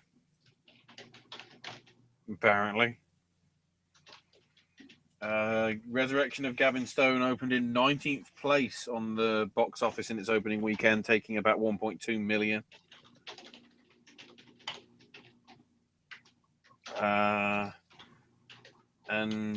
And it was in 890 theaters, interestingly. And the stat that's come out is movies in 500 theaters, or at least 500 theaters over the weekend. Only 3 films did less business and 4 did less per screen business. And they were all movies that were out within the last 3 to 10 weeks.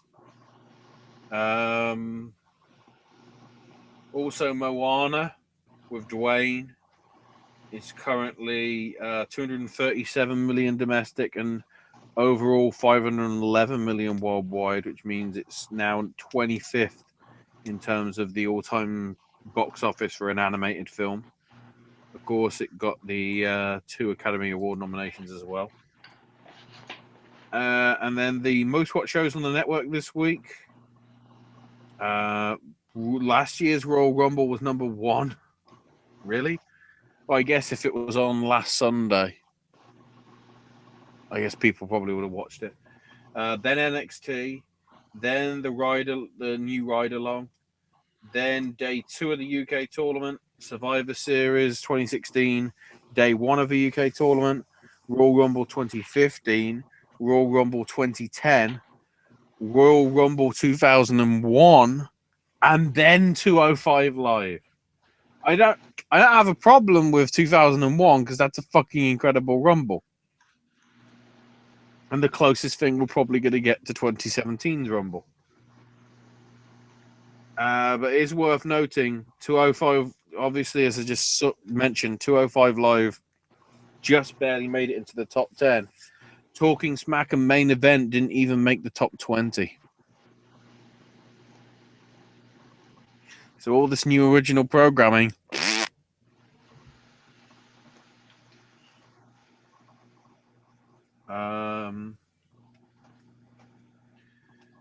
Oh, and there's another little additional note that somebody else got off the latest from Dave. The only Smackdown match, if you noticed on that WrestleMania list, is Orton versus Wyatt. And it's not a secret that Wyatt is scheduled for a title run some point this year. So obviously, you know, if one did win the Rumble, the other would obviously be favored to win the Chamber match. And there's a story that's just started going around about Orton winning the Rumble and then Bray Wyatt winning the Chamber match. And obviously, if that doesn't happen, it would obviously be because plans have changed. Because obviously, that must be a somewhat of a recent development that's being brought up like that.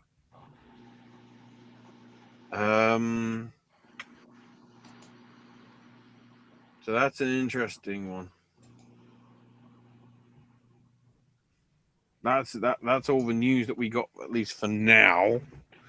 In terms of other shows this weekend, quite a few UK shows. PCW has got its Academy Wars show. I won't go into too much detail on it because I believe pretty much nearly all the tickets have gone, mainly because it's only got 100 seats. Well, sorry, it's got about 100 tickets.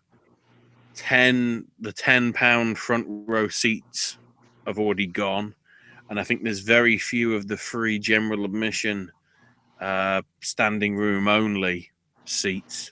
Well, sorry, standing room only spaces, I should say, are available.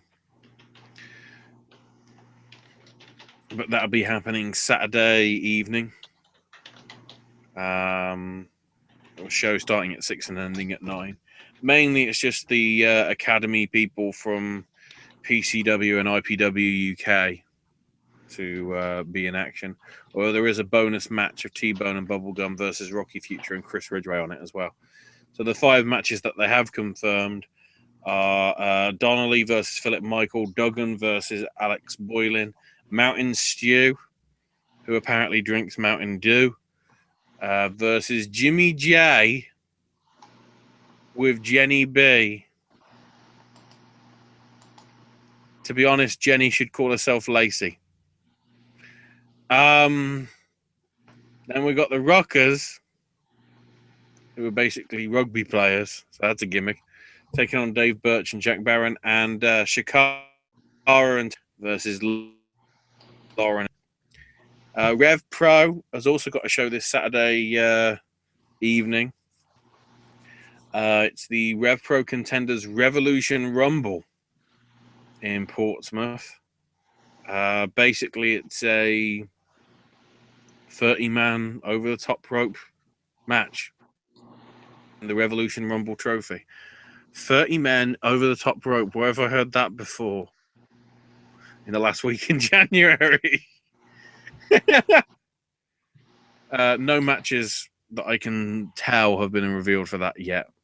At least as of this going out live. So, Progress Wrestling having a show Sunday afternoon, although it is sold out. But it is entitled Tropic Thunder Bastard, because that is the main event, the 8-man mystery person Thunder Bastard, because you've always got to say it like that, apparently. Match. I don't know what that means. That's the best bit. All I know is it's called Thunder Bastard. Also on the card, couple of tag matches: Kings of the North versus the Riots, and Ring Camp taking on the South Pacific Power Trip. We got Roy Johnson versus Jern Simmons, Shakara versus Laura Di Matteo, and Pete Dunne defending the Progress title against Jimmy Havoc. I guess the interesting thing there would be, is Jimmy going to win it? Especially when you take into account Will Ospreay can't be there because he's doing stuff, I think, in Japan. Hang on. Go back. Is he wrestling? I don't see him. Oh no, Will Ospreay. Yeah, Will Ospreay is in Japan, so he can't interfere. I don't think, as I mentioned earlier, I don't think Travis and Tyler are around.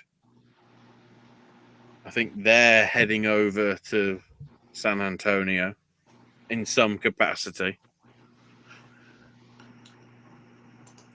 So yeah, whether we'll see a total change there. I mean, obviously you've got the storyline to build up to Havoc, and I don't know whether you saw.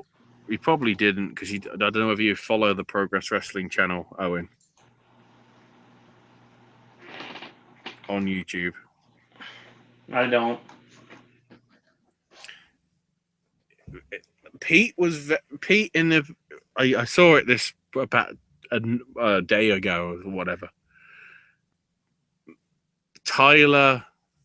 The thing I didn't realize is Tyler got turned on by Trent to form British Strong Style, and then for some reason Tyler joined Trent and Pete at the Grapes of Wrath show a couple of months back.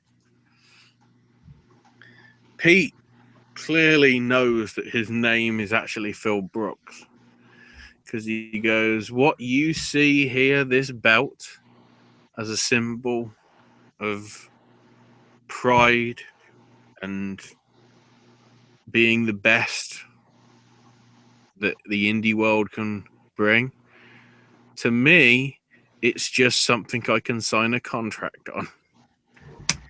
Ah! Also, it's got White Stripes music playing in the background that makes it sound a lot like Apple Blossom. Can't remember what song. I know it's off one of the earlier albums. So yeah, Progress Wrestling could be interesting this weekend. Could be an interesting weekend for British wrestling altogether, depending if anybody shows up in the Rumble. Who knows? Lucha Toronto are going to be having their Carnival de Lucha this Sunday afternoon for a couple of hours, so people don't miss at least the Rumble match itself. They might miss some of the other stuff in Toronto. So we've got a 4-way with Space Monkey, Alexa Nicole, the Hacker, and Argus. A number 1 contendership match with Carter Mason taking on Sami Callihan. There's a 3-way match for the tag team titles, with Super Smash Brothers defending against the Fraternity and Silently Loud of Kefka the Quiet and Freddie Mercurio. And a Relaxed Rules Trios match, Warhead teamed up with Fight or Flight to take on John Greed and Kicking and Stomping. And Deshaun Pratt defends the Premier Championship against Josh Alexander. Sticking in Canada, Smash Wrestling this Saturday has Any Given Saturday 5 Also in Toronto, this time at the Franklin Hornet Community Center. The Lucha one was at the Variety Village, apparently. You can get more details if you look for these promotions on Facebook. That's where I got most of the info myself. So on the Smash Wrestling show, we've got the Super Smash Brothers versus Tabernacle team. The Kevin Bennett Experience taking on Frankie the Mobster. Scotty O'Shea versus John Greed. Sandra Bale versus Sebastian Suave. Matt Cross versus Sammy Callahan. Speedball Mike Bailey versus Brent Banks. And Tyson Dukes defending the Smash World title against against Tarek. CWF Mid-Atlantic, already talked about with the Omega tag titles being the only match that I noticed. Beyond Wrestling's got a double header weekend as well this weekend. They are robbing Peter and paying Paul. So first up, robbing Peter in Somerville, Massachusetts at the Armory venue from 5 o'clock Eastern. Entry, that is, with a 6 p.m. bell time. Massage Envy of Dorian Graves and VSK are scheduled to compete, but aren't in a match. But the matches that have been announced, which is a lot already, Lufisto and Jordan Grace versus Belmont and Davien, Vader Scott versus Sonia Strong, Hansen versus Ryan Gallioni, JT Dunn taking on Brian Malonas, OI4K and Scott and Graves take on the Team New England Pro Wrestling Academy people. A four-way with Jonathan Gresham, John Silver, David Starr, and Joey Janela. Brian Cage versus Donovan Dijak. And then your tag matches, the Pretty Boy Killers versus EYFBO. And American Wolves taking on the Hit Squad. Then on Paying Paul in Worcester, Massachusetts at the Electric Haze nightclub. So it's 21 only. So if you're a kid, too fucking bad. 1 p.m. entry. They're doing a few New England Mania pre-show sort of style matches before the actual Paying Paul event starts at 3. Scheduled to compete on the show are Scarlet and Graves, OR4K, and the American Destroyers of Dijak and Mikey Webb. But the other match, because there's so many matches here, I really don't know how it's going to fit on the card and how it's going to be finished in time for people to watch the Rumble. So we got Brian Malonas versus Ace Marrero, Taylor Hendricks and Alexis facing the winner of the Lufisto Grace versus Belmont Davien match. Vader Scott versus Karen Q, Hanson versus Rex Lawless, Gresham versus Jay Freddy, JT Dunn versus Dave Cole, Chris Dickinson taking on John Silver. An anything goes match between David Starr and Joey Janela. Matt Riddle versus Brian Cage. Matt Riddle with Chuck O'Neill. And then you sort of match 2 of the tag matches because American Wolves face EYFBO and the Pretty Boy Killers face the Hit Squad. I don't know whether they're going to face each other for a final time in some sort of combination on another show. And then there's like a final as if it's some sort of tournament. I'm not sure. And then the Evolve stuff. I might as well, because you didn't run through the card earlier, did you, Owen? I did last week. Yeah. I'll quickly run through it again, just in case any of it changes. It probably won't. 2 challenge matches in Cade and Yakazakasa.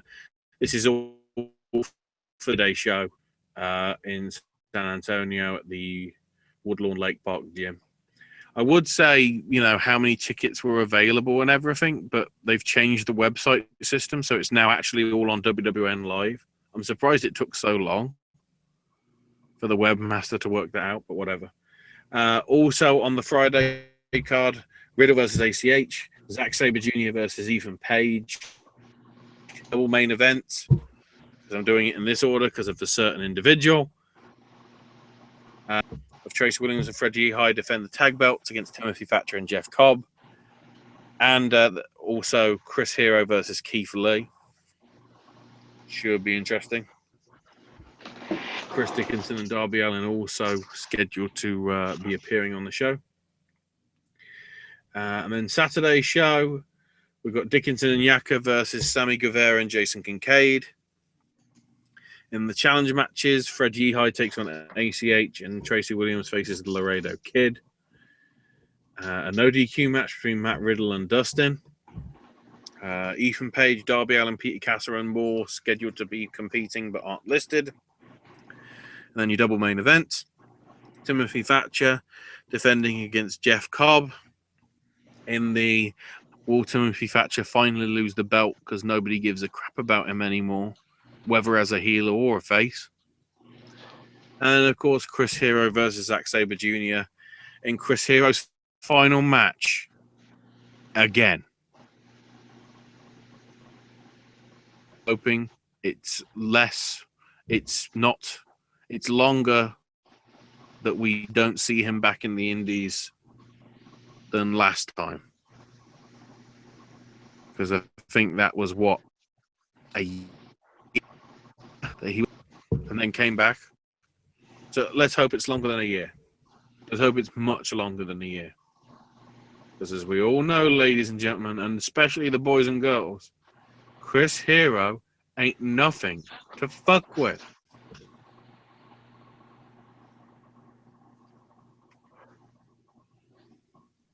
That's my story. And the last bit of news we have is Access. Access will be available, tickets starting February 4th at 10 a.m. So we do have the schedule here. Thursday, March 30th, is going to be Sasha Banks and Enzo and Cass. Sasha at 6 and Enzo and Cass at 8. Those are your VIP sessions. Your premium VIP session is Randy Orton at 8 p.m. On Friday, it's 5 to 9. And you have Seth Rollins for your premium VIP at 7 p.m. and Shinsuke Nakamura at 5 p.m. On Saturday, we have sessions from 8 to noon, 1 to 5, and 6 to 10 p.m. So Saturday, you've got Roman at 10 a.m., AJ at 1 p.m., and Dean at 3 p.m. Those are your premium sessions.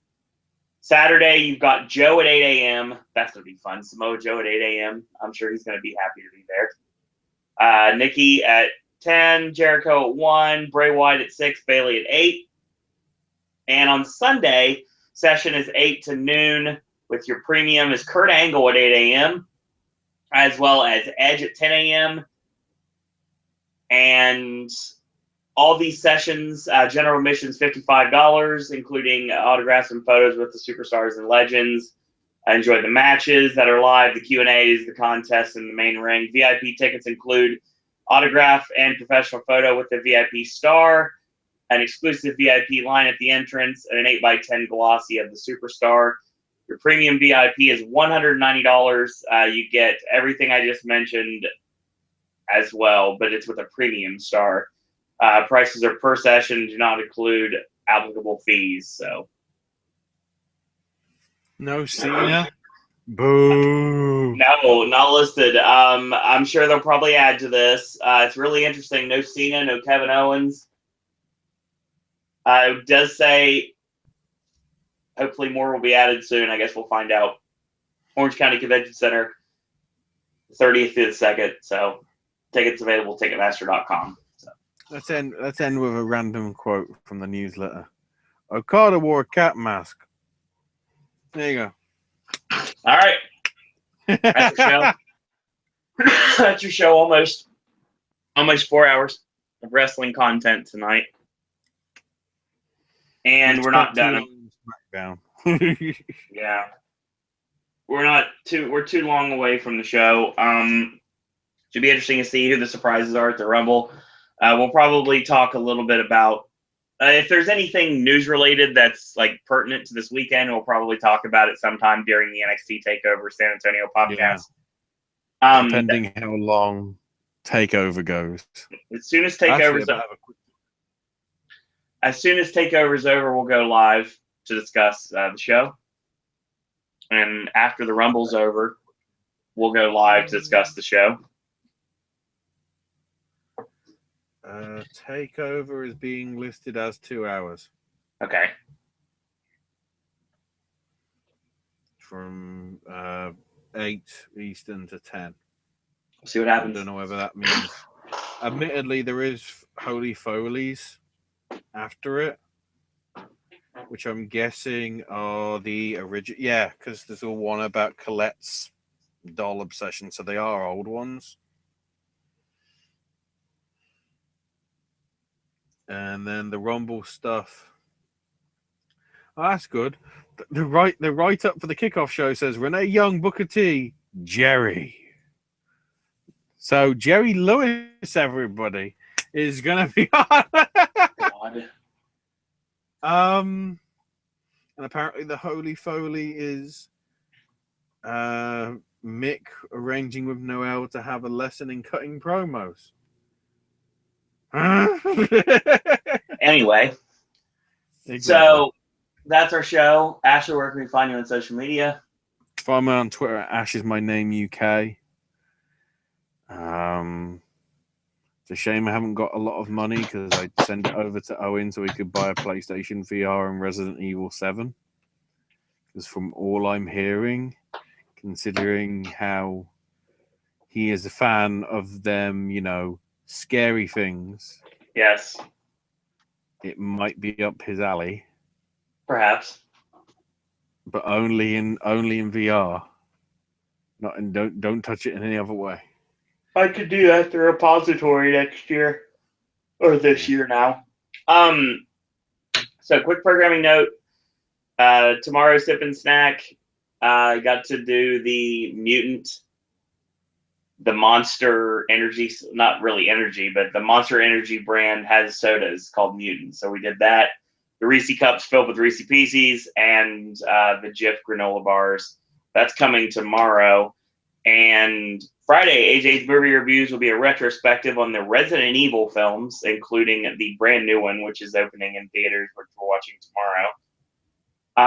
Saturday will be a review of what is quickly becoming on the internet one of the most hated movies of 2017 already, A Dog's Purpose, as well as, of course, right after TakeOver is over, we'll be live for our TakeOver San Antonio Popcast. Sunday is the Screen Actors Guild Awards. It's a brand new Versus, and it's the Royal Rumble and our Royal Rumble podcast, which is coming up right after the Rumble's over. Monday will be the best movies of 2016 list. Gaming with Ash returns later next week. And Raw Monday night at soon as Raw is over. And Wednesday Wrestling Popcast back here next Wednesday at 9 p.m. So we are rolling on our award season. We got a lot of wrestling content. And I'm moving pretty much in a month from today. So, yeah, got a lot to talk about. The Oscars are literally a month from today, and I'm moving the day after. So, there you go. So, in the meantime, I want to thank everyone for joining us in chat. You guys are awesome every single week. And thank you for sticking around, listening to us talk about wrestling for the last 4 hours. And Halloween Horror Nights news, I think, is coming rather soon. So stay tuned for that. So as always, in a world where there are a billion wrestling podcasts, we're very pleased that once more you have chosen a podcast. I want to thank everyone for watching. Thank everyone for listening. And until tomorrow, boys and girls, that's all we got to say about that. That's all for now. And we'll talk to you again after a while.